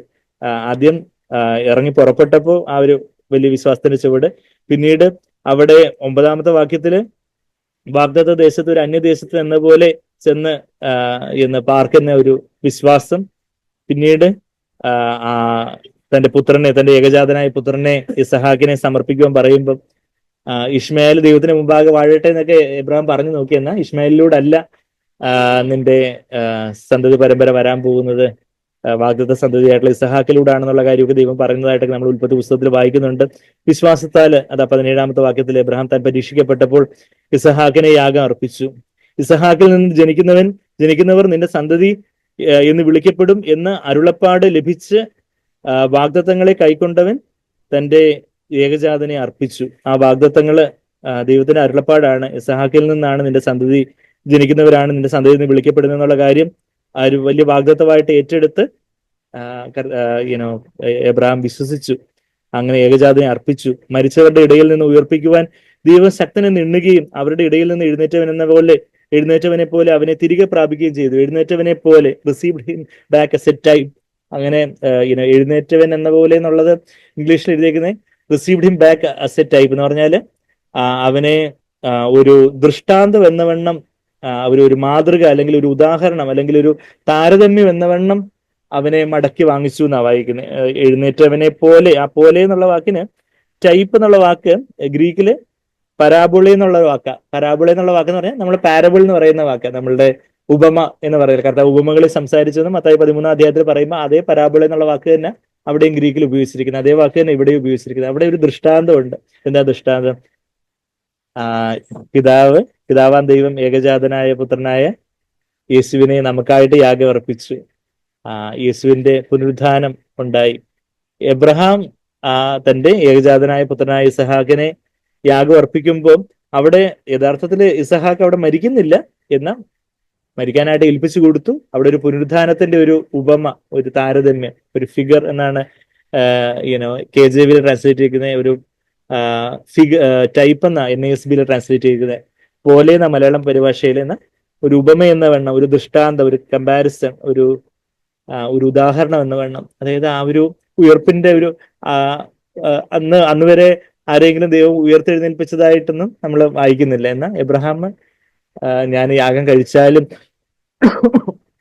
എന്റെ മകനെ ഉയർപ്പോടെ തരുവാൻ കഴിയുന്ന ഒരു കർത്താവിനെ ഞാൻ വിശ്വസിക്കുന്നേ എന്നുള്ള ഒരു സിമ്പിൾ ആയിട്ടുള്ള ഒരു വിശ്വാസം, ഒരു simple child like confidence and dependence on God, അതാണ് വിശ്വാസം എന്ന് സാഗ്ബേർ പറയുന്ന പോലെ. അതായത് ഒരു കൊച്ചു കുഞ്ഞിനെ പോലെ ഒരു ലാളിത്യത്തോടെ അപ്പം പറഞ്ഞു അത് ഞാൻ അങ്ങ് വിശ്വസിക്കുന്നു എന്ന് പറയുന്നത്.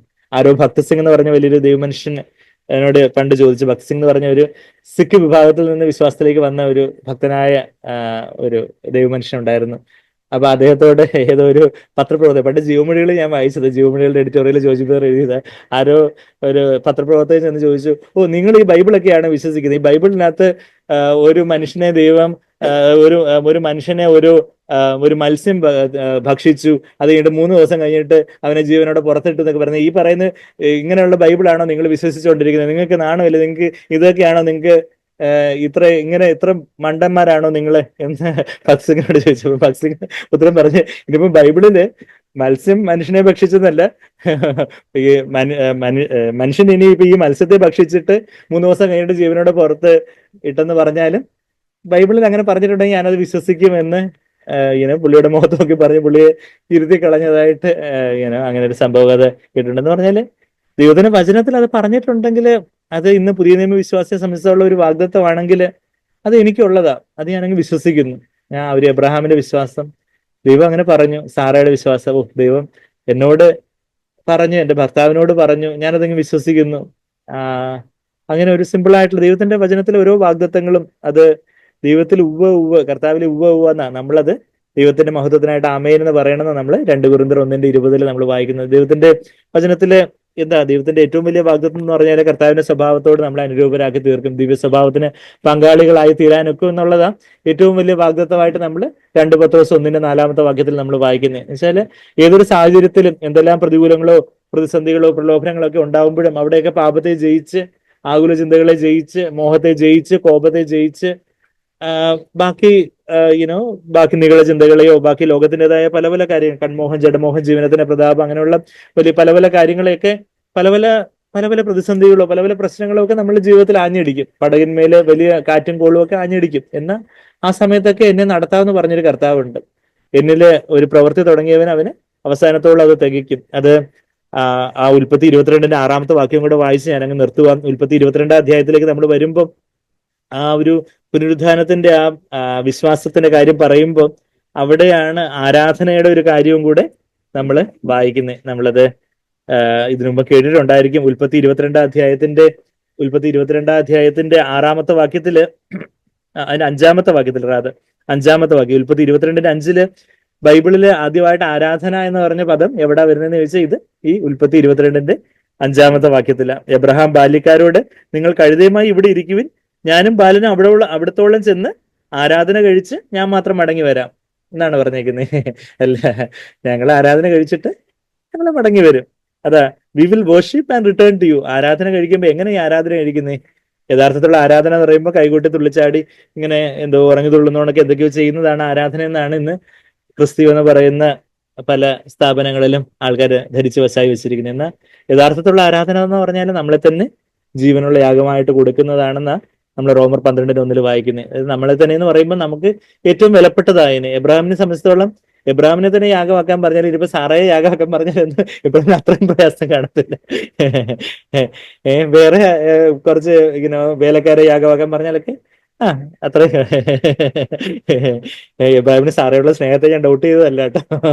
എന്നാ ആ വാർദ്ധക്യത്തിലൊരു കൊച്ചുകുഞ്ഞ് വലുതായി വന്നു. അപ്പൊ ഒരു ഇസഹാക്കിന് ആ സമയമായപ്പോഴത്തേക്കും ഒരു 17 വയസ്സൊക്കെ ഏകദേശം ആയിക്കാണ്. നമ്മൾ അങ്ങനെയൊക്കെയാണ് നമ്മൾ ബൈബിൾ പണ്ഡിതന്മാര് ആ ഏജ് ഒക്കെ കാൽക്കുലേറ്റ് ചെയ്ത് ഏകദേശം ഒരു 17 കൂടുതൽ വയസ്സൊക്കെ ഇസഹാക്കിന് ഉണ്ടായിരുന്നിരിക്കും. ഒരു 17 വയസ്സ് പറഞ്ഞാൽ അവിടെ ജസ്റ്റിന്റെ പ്രായം. അവിടെ കിടക്കാൻ പറഞ്ഞ അവിടെ കിടന്നു വിറകിന്മേല് കിട്ടിയിടവന് അങ്ങ് കൈയൊക്കെ വിരിച്ചങ്ങ് കൊടുത്ത ഇസഹാക്ക്. അപ്പൊ അല്ലെങ്കിൽ അയ്യോ ഈ വയസ്സായപ്പോ എന്റെ അപ്പച്ചന് എന്തെങ്കിലും തലയിൽ എന്തെങ്കിലും രാസപദാർത്ഥങ്ങളുടെ വ്യതിയാനങ്ങൾ വന്നതായിരിക്കും, അല്ലെങ്കിൽ എന്തെങ്കിലും കുറച്ച് പ്രശ്നം ഉണ്ടായിരിക്കും, എത്രയും പെട്ടെന്ന് ഒരു സൈക്കാട്രിസ്റ്റ് അടുത്ത് എന്റെ അപ്പച്ചനെ കൊണ്ടുപോകണം എന്ന് ചിന്തിച്ചില്ല. മറിച്ച് യുനോ ഇത് എന്റെ അപ്പച്ചനെ എനിക്ക് വിശ്വസിക്കാം. എന്റെ അപ്പൻ ആ, അവന് അദ്ദേഹം ദൈവത്തെ അധികം അതുപോലെ അറിയുന്നവനാ, അവന് ദൈവത്തെ ആരാധിക്കുന്നവനാ. ആ, എന്റെ അപ്പൻ എന്ത് പറഞ്ഞാലും ഞാൻ അതങ്ങ് അനുസരിക്കും എന്ന് പറയാൻ തക്കവണ്ണം ആ ഒരു എബ്രഹാം കുഞ്ഞുങ്ങളെ എങ്ങനെ വളർത്തിക്കൊണ്ട് വന്നു, തന്റെ മകനെ എങ്ങനെ വളർത്തിക്കൊണ്ട് വന്നു എന്നുള്ളതിന്റെ, നമ്മുടെ കുഞ്ഞുങ്ങള് അങ്ങനെയുള്ള ഒരു കാര്യം പറഞ്ഞാൽ നമ്മുടെ കുഞ്ഞുങ്ങൾ നമ്മളെ അനുസരിക്കൂ എന്നുള്ളത് അതിന്റെ ഒരു ടെസ്റ്റാ. അതായത് എബ്രഹാമിനെ കുറിച്ച് അതിന്റെ കാര്യങ്ങൾ പറയുമ്പോൾ അതിന്റെ ആ വാക്യം കൂടെ ഞാൻ വായിച്ചോട്ടെ. അതിന്റെ 18-ാം അധ്യായത്തില്, ഉൽപ്പത്തി 18-ാം അധ്യായത്തിന്റെ 19-ാമത്തെ വാക്യത്തില് യഹോവ എബ്രഹാമിനെ കുറിച്ച് അരുളി ചെയ്തത് അവന് നിവർത്തിച്ചു കൊടുക്കുവാൻ തക്കവണ്ണം എബ്രഹാം തന്റെ മക്കളോടും തനിക്ക് പിൻപുള്ള കുടുംബത്തോടും നീതിയും ന്യായവും പ്രവർത്തിച്ചുകൊണ്ട് യഹോവയുടെ വഴിയിൽ നടക്കുവാൻ കൽപ്പിക്കേണ്ടതിന് ഞാൻ അവനെ തിരഞ്ഞെടുത്തിരിക്കുന്നു. ദൈവം എന്തിനു വേണ്ടിയാ എബ്രഹാമിനെ തിരഞ്ഞെടുത്തിരിക്കുന്നതെന്ന് വെച്ചാല് തന്റെ മക്കളോടും കുടുംബത്തോടും ഒക്കെ നീതിയോടും ന്യായത്തോടും ഒക്കെ പ്രവർത്തിച്ചു പോരേണ്ടതിന്, യഹോവയുടെ വഴി നടക്കാനേ. അയ്യോ നിങ്ങൾ എങ്ങനെയെങ്കിലും ഒന്ന് നടക്കണേ, അങ്ങനെ അയ്യോ മോനെ എന്ന് പറഞ്ഞ് മക്കളോട് എങ്ങനെയെങ്കിലും ഒന്ന് പ്ലീഡ് ചെയ്യുന്ന ഒരു പിതാവല്ല, മറിച്ച് കൽപ്പിക്കേണ്ടതിന്. ഞാൻ പറഞ്ഞു നിങ്ങൾ മീറ്റിംഗ് അറ്റൻഡ് ചെയ്യാൻ പറഞ്ഞ് മീറ്റിംഗ് അറ്റൻഡ് ചെയ്യണം, നിങ്ങൾ ഇത് ചെയ്യാൻ പറഞ്ഞ് ഇത് ചെയ്യണം. ആ ഒരു പിതാവിന്റെ അധികാരം എന്ന് പറഞ്ഞാൽ അതാ. പിതാവിന്റെ അധികാരം എന്ന് പറഞ്ഞാൽ ആ ഒരു കൽപ്പിക്കുകയാണ്. പിതാവ് അത് ചെയ്തില്ലെങ്കിൽ മാതാവെങ്കിലും പറയണം. എന്തെങ്കിലും ചില കാര്യങ്ങൾ അത് അവര് അത് ബൈബിൾ വാക്യങ്ങൾ എഴുതിയെടുക്കണം എന്ന് പറഞ്ഞാൽ എഴുതിയെടുക്കണം. അവിടെ ഒരു കൽപ്പനയുണ്ട്, അവിടെ ഒരു കമാൻഡ്മെന്റ് ഉണ്ട്. അല്ലെങ്കിൽ അയ്യോ നിങ്ങൾ എഴുതിയെടുക്കണേ, എന്റെ പൊന്നെ പാലയത്തേനെ, അയ്യോ നിങ്ങൾ അങ്ങനെയാണോ, എങ്ങനെ ആയാലും കുഴപ്പമില്ല, അയ്യോ ഇങ്ങനെ ആയാലും കുഴപ്പമില്ല, അങ്ങനെയല്ല. Head of the house hold ആണെങ്കിൽ, കുടുംബത്തിന്റെ തലവനായിട്ട് നമ്മളെ ആക്കി വെച്ചിരിക്കുന്നുണ്ടെങ്കിൽ, ഇപ്പം ഭർത്താവിന് അസ്ഥാനത്തിനാണെങ്കിൽ അമ്മ ആ റോൾ ഏറ്റെടുക്കേണ്ടതായിട്ടുണ്ട്. ഭർത്താവ് അല്ലെങ്കിൽ ആത്മീയമായിട്ടുള്ള ഒരു താല്പര്യം ഇല്ലാത്ത മനുഷ്യനാണെങ്കിൽ അമ്മ ആ ഒരു റോൾ ഏറ്റെടുക്കേണ്ടതായിട്ടുണ്ട്. അപ്പോൾ എന്താ ഐ ഹാവ് ചോസൺ ഹിം, ഇംഗ്ലീഷിൽ ഇങ്ങനെ പറയാം, I have chosen him so that he may command his children and his household after him to keep the way of the lord. യഹോവ എബ്രഹാമിനെ കുറിച്ച് അരുളി ചെയ്ത് അവനെ നിവർത്തിച്ചു കൊടുക്കാൻ തക്കവണ്ണം ദൈവം പറഞ്ഞ കാര്യങ്ങള് എബ്രഹാമിനെ നിവർത്തിച്ചു കൊടുക്കുവാൻ തക്കവണ്ണം കൽപ്പിക്കേണ്ടതിന് എന്നാ വായിക്കുന്നത്. അപ്പം ദൈവം പല കാര്യങ്ങളും നമ്മുടെ ജീവിതത്തിൽ നിവർത്തിക്കുന്ന നമ്മളുടെ കുടുംബത്തെയും അതുപോലെ കൽപ്പിച്ച് നടത്തുവാൻ എന്ന് പറഞ്ഞാൽ നമ്മളൊരു ഡിക്റ്റേറ്ററിനെ പോലെ ഒരു എന്തോ എപ്പോഴും ഒരു എന്തിനാ പറയുന്നത് ഏകാധിപതിയെ പോലെ പെരുമാറണം എന്നുള്ളൊരു കാര്യമല്ല. നമ്മള് തെറ്റ് ചെയ്യാത്തതായിട്ടുള്ള അനുസരണക്കേടില്ലാത്ത സമയത്തെല്ലാം അവരോട് ഒത്തിരി സ്നേഹവും വാത്സല്യവും അവരോട് ഒത്തിരി കരുണയും മനസ്സലിവും വാത്സല്യവും അവരെ കെട്ടിപ്പിടിക്കുകയും നോക്കുകയും താലോലിക്കുകയും എല്ലാം ചെയ്യുകയും കാര്യങ്ങളെല്ലാം ചെയ്യണം. അവരുടെ ആ ഒരു ഫ്രണ്ടായിട്ട് അവരുടെ ആ ലെവലിലേക്ക് വന്ന് അവരെ കേൾക്കാനും അവർക്ക് എന്ത് വേണമെങ്കിലും നമ്മളോട് തുറന്നു പറയാനുള്ള ഒരു സ്വാതന്ത്ര്യം കാര്യങ്ങളെല്ലാം കൊടുക്കണം. എന്നാൽ കാര്യം എടുത്തു വരുമ്പം അനുസരണത്തിന്റെ കാര്യം വരുമ്പം അനുസരണക്കേടോ അല്ലെങ്കിൽ അതുപോലുള്ള പാപകരമായിട്ടുള്ള കാര്യങ്ങളൊക്കെ ഉണ്ടെങ്കിൽ അവര് ഏതെങ്കിലും രീതിയിൽ അവര് ദൈവത്തിന്റെ ആ ഒരു പ്രമാണത്തിന് കീഴടങ്ങാത്തവരാണെങ്കിൽ അവിടെ ഒരു കൽപ്പന കമാൻഡ് ചെയ്യും. ഞാൻ അത് വളരെ സ്ട്രോങ് ആയിട്ട് സ്ട്രിക്റ്റ് ആയിട്ട്, അതിനിപ്പം എത്ര വയസ്സുള്ള മക്കളാണെങ്കിലും അപ്പനെ ആ ഒരു അധികാരമുണ്ട് അങ്ങനെ കൽപ്പിക്കുവാൻ. അത് നീ പോകുന്നത് ശരിയല്ല, അതില് ചെറിയ മിസ്റ്റേക്ക് ഉണ്ട്, കാര്യങ്ങൾ നീ അത് ആലോചിക്കണം എന്നുള്ളൊരു കാര്യം അത് കൽപ്പിക്കേണ്ടതിന്. അങ്ങനെ കൽപ്പിക്കാത്ത ഒരാളെ കുറിച്ച് അതിന്റെ തൊട്ടടുത്ത അധ്യായത്തിൽ ലോത്തിനെ കുറിച്ച് വായിക്കുന്നത്. ലോത്ത് കൽപ്പിച്ചൊന്നുമില്ല. അതുകൊണ്ട് ലോത്തിന്റെ കാര്യം എന്താ എന്നുള്ള കാര്യം വളരെ നിന്ദ്യമായിട്ടുള്ള കാര്യങ്ങളൊക്കെയാണ് ലോത്തിന്റെ കുടുംബത്തിൽ നടക്കുന്നത്. അതിന്റെ 19-ാം അധ്യായത്തിന്റെ അതിന്റെ 14-ാമത്തെ വാക്യത്തില് ലോത്ത് പറയുക, അങ്ങനെ ലോത്ത് ചെന്ന് തന്റെ പുത്രന്മാരെ വിവാഹം ചെയ്യുവാനുള്ള മരുമക്കളോട് സംസാരിക്കുക, നിങ്ങൾ എഴുന്നേറ്റ് ഈ സ്ഥലം വിട്ട് പുറപ്പെടുക, യഹോവ ഈ പട്ടണം നശിപ്പിക്കുമെന്ന് പറഞ്ഞു, പുലി വരുന്നേ പുലി എന്ന് പറയുക. അപ്പൊ എന്നാൽ അവന് കളി പറയുന്നു എന്ന് അവന്റെ മരുമക്കൾക്ക് തോന്നി. ഇവനെ എപ്പോഴും ഈ തമാശയും ഇങ്ങനെ വളിപ്പ് പിടിച്ച് തമാശയും പറഞ്ഞ് ജോളിയായിട്ട് ഇങ്ങനെ ജോക്കറിനെ പോലെ നടക്കുന്നവനാ. ഇവന് എന്തെങ്കിലുമൊക്കെ പറയാം, ഇപ്പൊ ഏതാണ്ട് നശിപ്പിക്കാൻ വരുന്ന ഏതാണ്ട് പറയുന്ന കളി പറയുന്നത്. He appeared to his sons in law to be jesting. അതിനുശേഷമാണ് ലോത്തിന്റെ പുത്രന്മാര് ലോത്തിനോട് ചെയ്ത കാര്യങ്ങളൊക്കെ 30-ാമത്തെ വാക്യം മുതലുള്ള കാര്യങ്ങളൊക്കെ അതിൽ നിന്ന് മോവാബ്യ ദേശത്തിന്റെ ആ ഒരു ശാപത്തിനെ കുറിച്ച് മോവാബ്യര് അതിൽ നിന്നുണ്ടായവരാണെന്നും അതിന് മൊവാബി ദേശത്തെ കുറിച്ചൊക്കെയുള്ള ഒരു തെറ്റായ ദൃഷ്ടാന്തവും നമ്മളവിടെ കാണുന്നുണ്ട്. എന്നാൽ എബ്രഹാം ആ ഒരു 17 വയസ്സുള്ള ഒരു പയ്യനോട് വിറകുമേ കിടത്തി, അതാ നമ്മള് 22-ന്റെ 9-ാമത്തെ വാക്യത്തിലേക്ക് നമ്മൾ വായിച്ചു, തന്റെ മകൻ ഇസാഖിനെ കെട്ടി യാഗപീഠത്തിന് വിറകുമേ കിടത്തി എബ്രഹാം കൈനീട്ടി തന്റെ മകനെ അറുക്കേണ്ടതിനെ കത്തി എടുത്തു.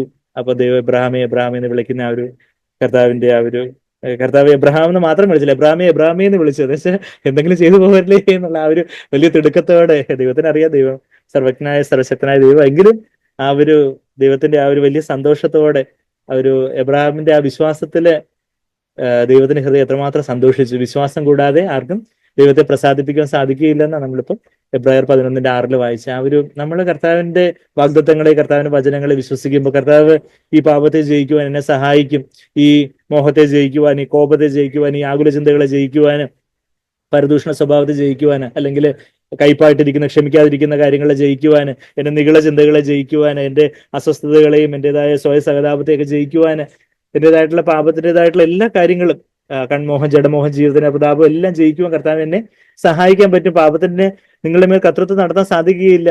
നിങ്ങൾ കൃപയ്ക്ക് അധീനരാകിയാൽ പാപത്തിന് നിങ്ങളുടെ മേൽ കർത്തൃത്വം നടത്താൻ സാധിക്കുകയില്ലെന്ന് റോമർ 6:14 നമ്മൾ ദൈവത്തിന്റെ വാഗ്ദത്തം കാണുമ്പോൾ അവിടെ അത് നമ്മള് കർത്താവെ അവിടുന്ന് അതങ്ങനെ പറഞ്ഞല്ലോ, ശരിയാണ്, നമ്മുടെ ജീവിതത്തിൽ അത് വേണ്ടവണ്ണം അതിന്റെ ഒരു നിവൃത്തി നമ്മൾ കാണുന്നില്ലെങ്കിൽ പോലും കർത്താവെ അവിടത്തേക്ക് അത് സാധിക്കും. അവിടുന്ന് മരിച്ചവരെ ഉയർപ്പിക്കുന്ന കർത്താവാണ്. ഞങ്ങള് പോയി ആരാധിച്ചിട്ട് വരാന്ന് പറയുമ്പം ആ ഉയർത്തെഴുന്നേൽപ്പിന്റെ ആ ഒരു വിശ്വാസം ഇസഹാക്ക് ഉയർത്തെഴുന്നേറ്റ് ദൈവം തിരിച്ചു തരും. ഇസഹാക്കിലൂടെയാണ് സന്തതി പരമ്പര ഉണ്ടാകാൻ പോകുന്നത്. ഇസഹാക്കിനെ യാഗം കഴിക്കാൻ ദൈവം പറഞ്ഞിട്ടുണ്ടെങ്കിൽ ആ ഇസഹാക്കിലൂടെ ദൈവം ഉയർപ്പിന്റെ ശക്തി വ്യാപരിപ്പിക്കും എന്നുള്ളൊരു കാര്യം എബ്രഹാമിന് അങ്ങ് വിശ്വസിക്കാൻ സാധിച്ചു. എന്ന് പഴയ നിയമത്തിലുള്ള എബ്രഹാം അന്ന് പരിശുദ്ധാത്മാവ് അവരുടെ മേലെ ഉണ്ടായിരുന്നുള്ളൂ, അവരുടെ കൂടെ അവരുടെ മേലും ഒക്കെ പരിശുദ്ധാത്മാവിന്റെ സാന്നിധ്യം ഉണ്ടായിരുന്നുള്ളൂ. എന്നാൽ ഇന്ന് പരിശുദ്ധാത്മാവ് നമ്മുടെ ഉള്ളത്തിലേക്ക് വന്നു. ആ പരിശുദ്ധാത്മാവിന്റെ ഫലമാണ് വിശ്വാസം എന്ന് നമ്മള് വിശ്വസ്തത പരിശുദ്ധാത്മാവിന്റെ ഫലമായിട്ട് നമ്മൾ 5:22-23 വാക്യങ്ങളിൽ നമ്മൾ കാണുന്നത്. അപ്പൊ നമ്മൾ നമുക്ക് എത്ര അധികം അന്ന് അവർ ബാഹ്യമായിട്ടുള്ള പല കാര്യങ്ങളും വിശ്വസിച്ചെങ്കിൽ ഇന്ന് നമ്മളുടെ ജീവിതത്തിൽ ആന്തരികമായിട്ടുള്ള കാര്യങ്ങളെക്കുറിച്ച്, നമ്മുടെ കുടുംബത്തെക്കുറിച്ചുള്ള കാര്യങ്ങൾ, നമ്മളുടെ മക്കളെല്ലാവരും ദൈവത്താൽ പഠിപ്പിക്കപ്പെട്ടവരാകുന്നുള്ള വാഗ്ദത്തം എവിടെ വരുന്നേ അറിയാവോ? അപ്പനമ്മമാർക്കെല്ലാം യെശയ്യാവ് 54 ആ വാഗ്ദത്തം നമ്മൾ ശ്രദ്ധിച്ചിട്ടുണ്ടോ? യെശയ്യാവ് 54 13 വാക്യം, നിന്റെ മക്കൾ എല്ലാവരും, യെശയ്യാവ് 54:13, നിന്റെ മക്കൾ ഒരാളല്ല, രണ്ടുപേരല്ല, ഇനിയിപ്പോ 10 മക്കളുണ്ടെങ്കിൽ 10 പേരും യഹോവയാൽ ഉപദേശിക്കപ്പെട്ടവരും നിങ്ങളുടെ മക്കളുടെ സമാധാനം വലിയതുമായിരിക്കുമെന്ന് ദൈവത്തിന്റെ ഒരു വാഗ്ദത്തം ഉണ്ട്. അത് അന്ന് യെശയ്യാവ് എന്തെങ്കിലും എഴുതി വെച്ചു, അതിപ്പോ നമുക്കിപ്പോ എന്തുവാ എന്നുള്ളൊരു ഇതാണെങ്കിൽ അവിശ്വാസമുള്ള ദുഷ്ടഹൃദയം എന്നാണ് എബ്രായർ 3:13 കർത്താവിനെ കുറിച്ച് പറയുന്നത്. നമ്മള് കർത്താവ് എന്റെ മക്കൾ എല്ലാവരും യഹോവയാൽ, മക്കളും കൊച്ചുമക്കളും ഉണ്ടെങ്കിൽ ആ കൊച്ചുമക്കൾ എന്ന് വെച്ചാൽ കൊച്ചുമക്കളെയും കൂടെ കവർ ചെയ്യുന്ന വാക്യം 59:21 വാക്യം. യെശയ്യാവ് 59:21 വാക്യം, ഞാൻ അവരോട് ചെയ്തിരിക്കുന്ന നിയമമോ ഇതാകുന്നു എന്ന് യഹോവ അരുളി ചെയ്തു, നിന്റെ മേലുള്ള എന്റെ ആത്മാവും, ഇപ്പൊ നിന്റെ മേലും എന്റെ ആത്മാവുണ്ട്, അത് നിന്റെ മേലുള്ള എന്റെ ആത്മാവും നിന്റെ വായിൽ ഞാൻ തന്ന എന്റെ വചനങ്ങൾ നിന്റെ വായിൽ നിന്നും നിന്റെ സന്തതിയുടെ വായിൽ നിന്നും നിന്റെ സന്തതിയുടെ സന്തതിയുടെ വായിൽ നിന്നും, അതായത് കൊച്ചുമക്കളെ കുറിച്ചും ദൈവത്തിന്റെ വാഗ്ദത്ത സന്തതിയുടെ വായിൽ നിന്നും ഇന്നു മുതൽ ഒരു നാളും വിട്ടുപോകുകയില്ല എന്ന് യഹോവ അരുളി ചെയ്യുന്നു. അതെ, my spirit which is upon you, my words which I put in your mouth shall not depart from your mouth, from the mouth of your offspring and from the mouth of your offsprings offspring. ആ ഒരു നമ്മളുടെ സന്തതിയുടെ സന്തതിയിൽ നിന്ന് ദൈവത്തിന്റെ വാഗ്ദത്തം, അത് കർത്താവെ അവിടുന്ന് വാഗ്ദത്തം, അത് നമ്മൾ വിശ്വസിക്കുക എന്ന് പറയുമ്പോൾ നമ്മൾ വിശ്വസിക്കുകയും കർത്താവ് ചെയ്യുമെന്നുള്ള കാര്യം നമ്മൾ വിശ്വസിക്കുന്നു. പിന്നെ ദൈവത്തിന്റെ വചനത്തിലെ പ്രമാണപ്രകാരം നമ്മളായിട്ട് ചെയ്യേണ്ടതായിട്ടുള്ള എന്തെങ്കിലും കാര്യങ്ങളുണ്ടെങ്കിൽ കാര്യങ്ങൾ നമ്മൾ ചിലപ്പോൾ ഒന്ന് ഉപദേശിക്കുകയോ തിരുത്തുകയോ ചെയ്യേണ്ട പ്രായത്തിൽ ആ കാര്യങ്ങൾ ചെയ്യാനും, ശിക്ഷിക്കേണ്ട പ്രായത്തിൽ ശിക്ഷിക്കാനും, ശാസിക്കേണ്ട പ്രായത്തിൽ ശാസിക്കാനും, പറഞ്ഞു കൊടുക്കേണ്ട പ്രായത്തിൽ പറഞ്ഞു കൊടുക്കാനും, വഴി നടത്തേണ്ട പ്രായത്തിൽ വഴി നടത്താനും എല്ലാം ആ ഒരു കർത്താവിന്റെ വാഗ്ദത്തങ്ങളെല്ലാം കർത്താവില് എന്നാണെങ്കിൽ അത് നമ്മളിലൂടെ ആമേന്ന് പറഞ്ഞ ദൈവത്തിന് മഹത്വത്തിനായിട്ടായി തീരണം. നമ്മൾ 2 Corinthians 1:20 വായിക്കുന്ന പോലെ എബ്രാഹിമിനെ പോലെ ഒരു ആശയ്ക്ക് വിരോധമായി ആശയോട് വിശ്വസിച്ചതായിട്ടൊക്കെ നമ്മൾ റോമർ 4 നമ്മൾ കേട്ടു. Hope against hope. പല ചുറ്റും നോക്കുമ്പം ആശിക്കാൻ പറ്റുന്നവണ്ണം ഒന്നുമില്ല, എന്നാൽ കർത്താവിന്റെ വാഗ്ദത്തമാണ്, കർത്താവ് തന്ന ഒരു ഉറപ്പാണ്. അപ്പോൾ നമ്മൾ അതിന് വിശ്വസിക്കുന്നു. ആശയ്ക്ക് വിരോധമായിട്ട് ആശ, ഇപ്പൊ ഞങ്ങളുടെ കല്യാണം നടക്കുന്ന ആ ഒരു വലിയ ഡിലേ വരുന്ന സമയത്ത് ദൈവമാണ് കാര്യങ്ങളിലൊരു ബോധ്യം തന്നെ, ദൈവം അത് നടത്തും.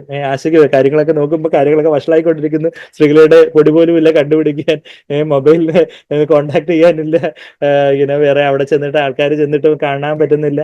പക്ഷെ ദൈവം കാര്യങ്ങൾ. അപ്പം അവിടെ വലിയൊരുള്ള നമ്മുടെ സൗകര്യങ്ങള് വേറെ പ്രൊപ്പോസലൊക്കെ കൺസിഡർ ചെയ്യാൻ പറ്റുമോ ബ്രദറെ എന്നൊക്കെ ചോദിച്ചു. അപ്പൊ ഞാൻ പറഞ്ഞു ഇല്ല, ഇങ്ങനെ ദൈവം എനിക്ക് തന്നൊരു ഉറപ്പാ. അപ്പൊ കാര്യങ്ങള് അത് ദൈവം നടത്തും. ആശയ്ക്ക് വിരോധമായിട്ട് ആശയോട് ആശിച്ച് ഇപ്പൊ ഇവിടെ ദൃഷ്ടാന്തമായിട്ട് ഇവിടെ ഇരിക്കുന്നു എന്ന് പറഞ്ഞ പോലെ, അതുപോലെ നമ്മുടെ ജീവിതത്തിൽ ഓരോ കാര്യങ്ങളും ദൈവം തരുന്ന ആ ഒരു ബോധ്യത്തോടെ നമ്മളങ്ങ് മുമ്പോട്ട് പോവുക. കർത്താവ് അവസാനത്തോളം അവൻ നാം ഏൽപ്പിച്ചിരിക്കുന്ന നമ്മുടെ ഉപനിധി എന്ന് പറഞ്ഞാൽ നമ്മൾ ഏൽപ്പിച്ചിരിക്കുന്നത് കാക്കുവാൻ അവിടുന്ന് വിശ്വസ്തനാണെന്ന വിശ്വാസത്തോടെ നമുക്ക് മുമ്പോട്ട് പോവാം. കർത്താവ് നമ്മളെ സഹായിക്കട്ടെ. കർത്താവിലുള്ള വിശ്വാസത്താല് ആത്മശക്തർനാം ജീവജലത്തിന്റെ പ്രവാഹങ്ങൾ നമ്മിൽ യുക്തിയെ ജയിക്കും, സർവം ശുദ്ധമാക്കും. വിശ്വസിക്കുന്നതിന്റെ ഉള്ളിൽ നിന്ന് ജീവജലത്തിന് നദികൾ ഒഴുകും എന്നുള്ള കാര്യം നമ്മൾ കേട്ടു. യോഹന്നാൻ 7:37-38 വാക്യങ്ങളില് കർത്താവ് വിശ്വസിക്കുക എന്ന് പറഞ്ഞ എന്തോ ഒരു ഭാരം നമ്മളെ ഏൽപ്പിച്ചതുപോലെ അങ്ങനെ നമുക്ക് തോന്നരുത്. വിശ്വാസത്തിൽ വലിയ വലിയ കാര്യങ്ങളൊക്കെ കേട്ടു, ഇനി ഞാൻ വിശ്വസിക്കണമല്ലോ, ഇനി അതൊരു അടുത്തൊരു ഭാരമായിട്ട് ആയി പോകാതെ, അങ്ങനെ അതും പിശാചിന്റെ ഒരു തന്ത്രമുണ്ടോ, ഞാൻ എന്തൊക്കെയോ വലിയ കാര്യങ്ങളൊക്കെ വിശ്വസിക്കണം, എനിക്ക് വേണ്ടവണ്ണം വിശ്വാസമില്ല, അങ്ങനെയുള്ള ഒരു നിരാശയിലോട്ട് നമ്മൾ പോകാനല്ല, മറിച്ച് കർത്താവ് മതിയായവനാണ്. കർത്താവിലേക്ക് അങ്ങ് നോക്കിയാൽ മതി. ഒരു കൊച്ചുകുഞ്ഞിനെ പോലെ വിശ്വാസത്തോടെ നമ്മൾ നോക്കിയാൽ മതി. ആ കർത്താവിന്റെ വിശ്വാസത്താല് നമ്മള് പരിശുദ്ധാത്മാവിന്റെ ശക്തിയാല് നമ്മള് ശക്തരാണ്, ആത്മശക്തരാണ്. കർത്താവ് തന്നെ നമ്മുടെ യുക്തിയൊക്കെ ജയിച്ച് സർവ്വ ശുദ്ധമാക്കി ഈ ഭൂമിയിലെ ബന്ധനങ്ങളെയൊക്കെ തകർത്ത് നമ്മള് ധീരരായിട്ട് ശക്തരായിട്ട് അവിശ്വാസത്തിന് ഇനി തെല്ലുവിടവില്ല.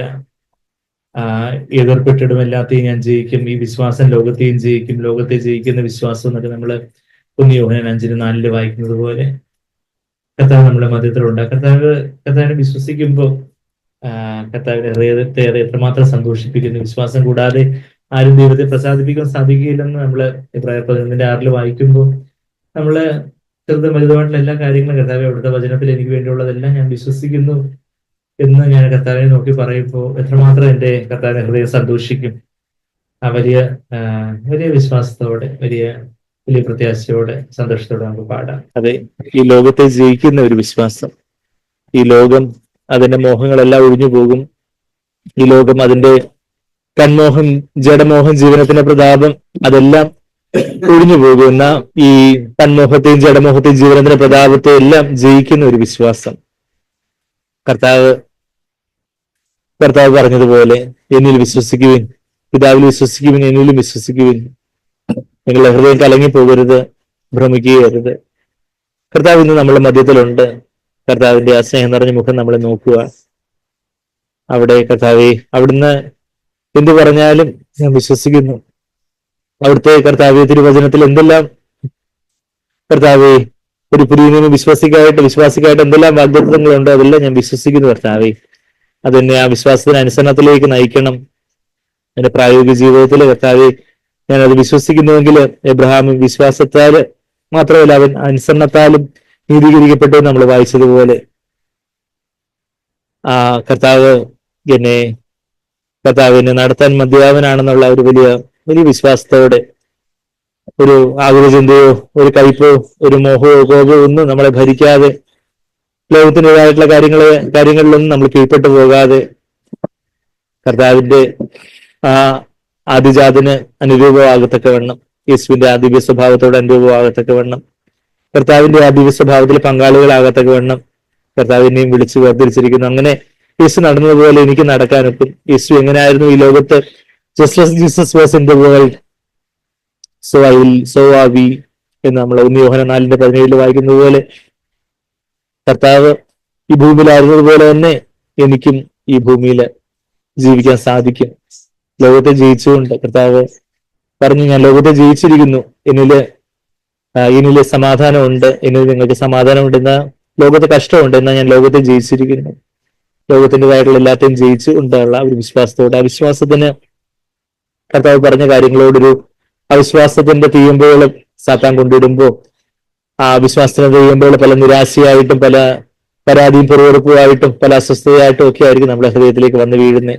എന്നാൽ അതിലൊന്നും ഇടം കൊടുക്കാതെ ആ വിശ്വാസമുള്ള ദുഷ്ടഹൃദയത്തിലേക്ക് നമ്മൾ വീണു പോകാതെ വണ്ണം പരിശുദ്ധാത്മാവിന്റെ ഫലമായിട്ടുള്ള ആ വിശ്വാസത്താൽ നിറയാൻ തക്കവണ്ണം നമ്മളെ തന്നെ ഏൽപ്പിച്ചു കൊടുക്കാം. വലിയ വിശ്വാസമുള്ളവരായിട്ട് വലിയ പ്രത്യാശയോടെ കർത്താവിനെ നമുക്ക് മുറുകെ പറ്റാം. സ്നേഹം നിറഞ്ഞ പിതാവേ, നന്ദി കർത്താവേ, അവിടുത്തെ വചനങ്ങൾക്കായിട്ട് നന്ദി പറയുന്നു. അവിടുന്ന് കർത്താവെ ആ എബ്രാഹിമിന്റെ വിശ്വാസത്തിൽ അവിടുന്ന് പ്രസാദിച്ച് അവനത് നീതിയായിട്ട് കണക്കിട്ടതുപോലെ ഞങ്ങളെ കർത്താവെ അങ്ങനെയുള്ള വിശ്വാസത്താൽ ഞങ്ങളെ നീതീകരിച്ചിരിക്കുന്നുവല്ലോ. കർത്താവെ കർത്താവ് അത് ഞങ്ങളുടെ സ്വന്തം പ്രയത്നത്താലുള്ള ഒരു നീതിയല്ല, അത് വിശ്വാസത്താൽ വരുന്ന ഒരു നീതി. അത് വിശ്വാസത്താൽ ഞങ്ങൾക്ക് കണക്കിട്ട ഒരു നീതി. ഓരോ ദിവസവും കർത്താവെ ഞങ്ങൾ അങ്ങേ വിശ്വസിക്കുമ്പോൾ ആ നീതി ഞങ്ങളുടെ ഉള്ളത്തിലെ കർത്താവ് ഒരു വിശുദ്ധീകരണമായിട്ട് ഞങ്ങളെ യേശുവിനെ പോലെ ആക്കി തീർക്കുന്ന ഒരു കാര്യമായിട്ട് അത് ആക്കി തീർക്കുന്നതായിട്ട് ഞങ്ങൾ അങ്ങനെ സ്തുതിക്കുന്നു. യേശുവിനെ പോലെ ഞങ്ങൾക്കും ജീവിക്കാൻ സാധിക്കും, യേശുവിനെ പോലെ ഞങ്ങൾക്കും അതിജീവിക്കാൻ സാധിക്കും, ജയിക്കുവാൻ സാധിക്കും, പാപത്തെ ജയിക്കുവാൻ സാധിക്കും എന്നുള്ള വിശ്വാസത്തോടെ കർത്താവെ ഞങ്ങള് ഒരു പ്രതിസന്ധിയിലും ഒരു പ്രലോഭനത്തിലും രോഗത്തിലോ ആപത്തിലോ ഒന്നും കർത്താവെ ഞങ്ങള് തകർന്ന് തളടിയായി പോകാതെ കർത്താവെ ഞങ്ങള് വിശ്വാസത്തില് ബലപ്പെടുവാൻ തക്കവണ്ണം ആശയ്ക്ക് വിരോധമായി ആശയോട് വിശ്വസിക്കുവാൻ കർത്താവെ അങ്ങനെ അവിടുത്തെ മഹത്വം കരയറ്റുവാന് കർത്താവെ അവിടുന്ന് ഞങ്ങളെ സഹായിക്കണമെന്ന് പ്രാർത്ഥിക്കുന്നു. കർത്താവെ ഈ വർഷത്തിന്റെ അവസാനത്തെ മാസത്തിന് ആദ്യത്തെ നാളിലേക്ക് ഞങ്ങൾ വന്നിരിക്കുമ്പോൾ ഞങ്ങൾ തിരിഞ്ഞു നോക്കുന്നു കർത്താവെ അവിടുന്ന് എത്ര വിശ്വസ്തയോടെ ഞങ്ങളെ വഴി നടത്തി. കർത്താവെ കർത്താവെ ആ ഘോർ താഴ്വരയില് പ്രത്യാശയുടെ വാതിലായിട്ട് അവിടുന്ന് കർത്താവെ ഞങ്ങൾക്ക് മുമ്പാകെ അവിടുന്ന് നിന്നുവല്ലോ ഈ വർഷമൊക്കെയും. നന്ദി കർത്താവെ, നന്ദി. ഇന്നും കർത്താവെ ഈ മാസവും ഈ വരുന്ന വർഷവും കർത്താവെ അതുപോലെ എല്ലാ കഷ്ടങ്ങളുടെ താഴ്വരയിൽ ആഘോർ താഴ്വരയാകുന്ന എല്ലാ കഷ്ടങ്ങളുടെ താഴ്വരയിലും പ്രത്യാശയുടെ വാതിലായിട്ട് അവിടുന്ന് ആയിരിക്കുന്നവർക്ക് ഞങ്ങളിങ്ങനെ സ്തുതിക്കുന്നു. ആടുകളുടെ വാതിൽ ഞാനാകുന്നു എന്ന് പറഞ്ഞ ആ കർത്താവ് അവിടുന്ന് കർത്താവ് വാതിലായിട്ട് ആയിത്തീരുവാൻ വേണ്ടി അവിടുന്ന് തന്നെ തന്റെ ജഡഭാഗത്തിന് തിരശ്ശീലയിൽ ചീന്തി ആ വഴിയും വാതിലും ഒക്കെ തുറന്നു തന്ന കർത്താവെ ഞങ്ങളിങ്ങനെ സ്തുതിക്കുന്നു. കർത്താവെ ആ പ്രത്യാശയോടെ മുമ്പോട്ട് നടക്കുവാൻ ഞങ്ങളെ സഹായിക്കണം. അത് കർത്താവെ അവിടുത്തെ അങ്ങനെയുള്ള വിശ്വാസത്തിൽ വർദ്ധിച്ചു വരാൻ തക്കവണ്ണം കർത്താവ് ഞങ്ങളിൽ അത് ഉരുവാക്കുവാൻ ഞങ്ങളിലൊന്നും ഇല്ലല്ലോ എന്നാ കർത്താവെ ഒരു കൊച്ചുകുഞ്ഞിനെ പോലെ ഞങ്ങളെ തന്നെ താഴ്ത്തി ഏൽപ്പിക്കുവാൻ അവിടുത്തെ ആത്മാവിനെ നിറയപ്പെടുവാൻ ഞങ്ങളെ സഹായിക്കണം. അങ്ങനെ വിശ്വാസത്തിൽ വളരുവാൻ ഞങ്ങളെ സഹായിക്കണമെന്ന് പ്രാർത്ഥിക്കുന്നു. കർത്താവെ അബ്രഹാമിന്റെ ആ വിശ്വാസവും അനുസരണയും അത് ഞങ്ങൾ വെല്ലുവിളിക്കുന്നതാകട്ടെ. കർത്താവെ പുനരുദ്ധാനത്തെ വിശ്വസിച്ച അബ്രഹാം അന്ന് ആ കാര്യങ്ങളൊന്നും കാണാതെ കേൾക്കാതെയോ കർത്താവെ ആ പുനരുദ്ധാനത്തെ വിശ്വസിക്കുവാന് തന്റെ മകനെ പുനരുദ്ധാനത്തോടെ തിരിച്ചു നൽകുവാൻ കർത്താവിന് കഴിയുന്ന അദ്ദേഹത്തെ വിശ്വസിക്കാൻ സാധിച്ചുവല്ലോ കർത്താവെ. അതുപോലെ ആശയ്ക്ക് വിരോധമായിട്ട് ആശയോട് വിശ്വസിക്കുവാൻ ഞങ്ങളെ അങ്ങ് സഹായിക്കണം. നന്ദി കർത്താവെ, വിശ്വാസത്താല് ബലപ്പെടുവാൻ ഞങ്ങൾ ഓരോരുത്തരെ സഹായിച്ചാട്ടെ. നന്ദി കർത്താവെ. ഞങ്ങളെ കുറിച്ച് മാത്രമല്ല ഞങ്ങളുടെ കുടുംബത്തെ കുറിച്ച്, ഞങ്ങളുടെ ഭാര്യയെ കുറിച്ച്, ഭർത്താവിനെ കുറിച്ച്, ഞങ്ങളുടെ മക്കളെ കുറിച്ച്, കൊച്ചുമക്കളെ കുറിച്ച് എല്ലാം വിശ്വസിക്കുവാൻ ഞങ്ങളെ സഹായിക്കണം. കർത്താവ് വിശ്വാസത്തോടെ അവിടുന്ന് പറയുന്ന കാര്യങ്ങളെല്ലാം അനുസരിക്കുവാൻ ഞങ്ങളെ സഹായിക്കണം. അതെ കർത്താവെ, അവിടുന്ന് എല്ലാം വഴി നടത്തും. അവിടുന്ന് കർത്താവെ ഇനിയും കർത്താവെ വഴി നടത്തും. ഞങ്ങളുടെ കർത്താവെ കുടുംബത്തെ അവിടുന്ന് രക്ഷിക്കും. ഞങ്ങളുടെ സഭയെ അവിടുന്ന് വളർത്തും. ഇനി അനേകരെ കർത്താവെ ആവശ്യബോധത്തിലുള്ളവരെ അവിടുന്ന് കൂട്ടിച്ചേർക്കും. അവിടുന്ന് അന്ത്യത്തോളം ഞങ്ങളെ വഴി നടത്തും. ക്രാന്തിയായിട്ട് ഞങ്ങളെ കൂട്ടിച്ചേർക്കും എന്നുള്ള വലിയ വിശ്വാസത്തോടെ ഞങ്ങളായിരിക്കുന്നു. അതേ കർത്താവെ അവിടുന്ന് വിളിച്ചവൻ വിശ്വസ്തനായിരിക്കുന്നതുകൊണ്ട് വഴി കൈവിടാത്തവനായിരിക്കുന്നതുകൊണ്ട് ഞങ്ങളെങ്ങനെ സ്തുതിക്കുന്നു. നന്ദി കർത്താവെ, നന്ദി. പ്രാർത്ഥന കേട്ടതിനോട് സ്തുതിക്കുന്നു. എല്ലാം യേശു കർത്താവിന്റെ വിലയേറിയ മാധുര്യമുള്ള നാമത്തിൽ തന്നെ. ആമേൻ.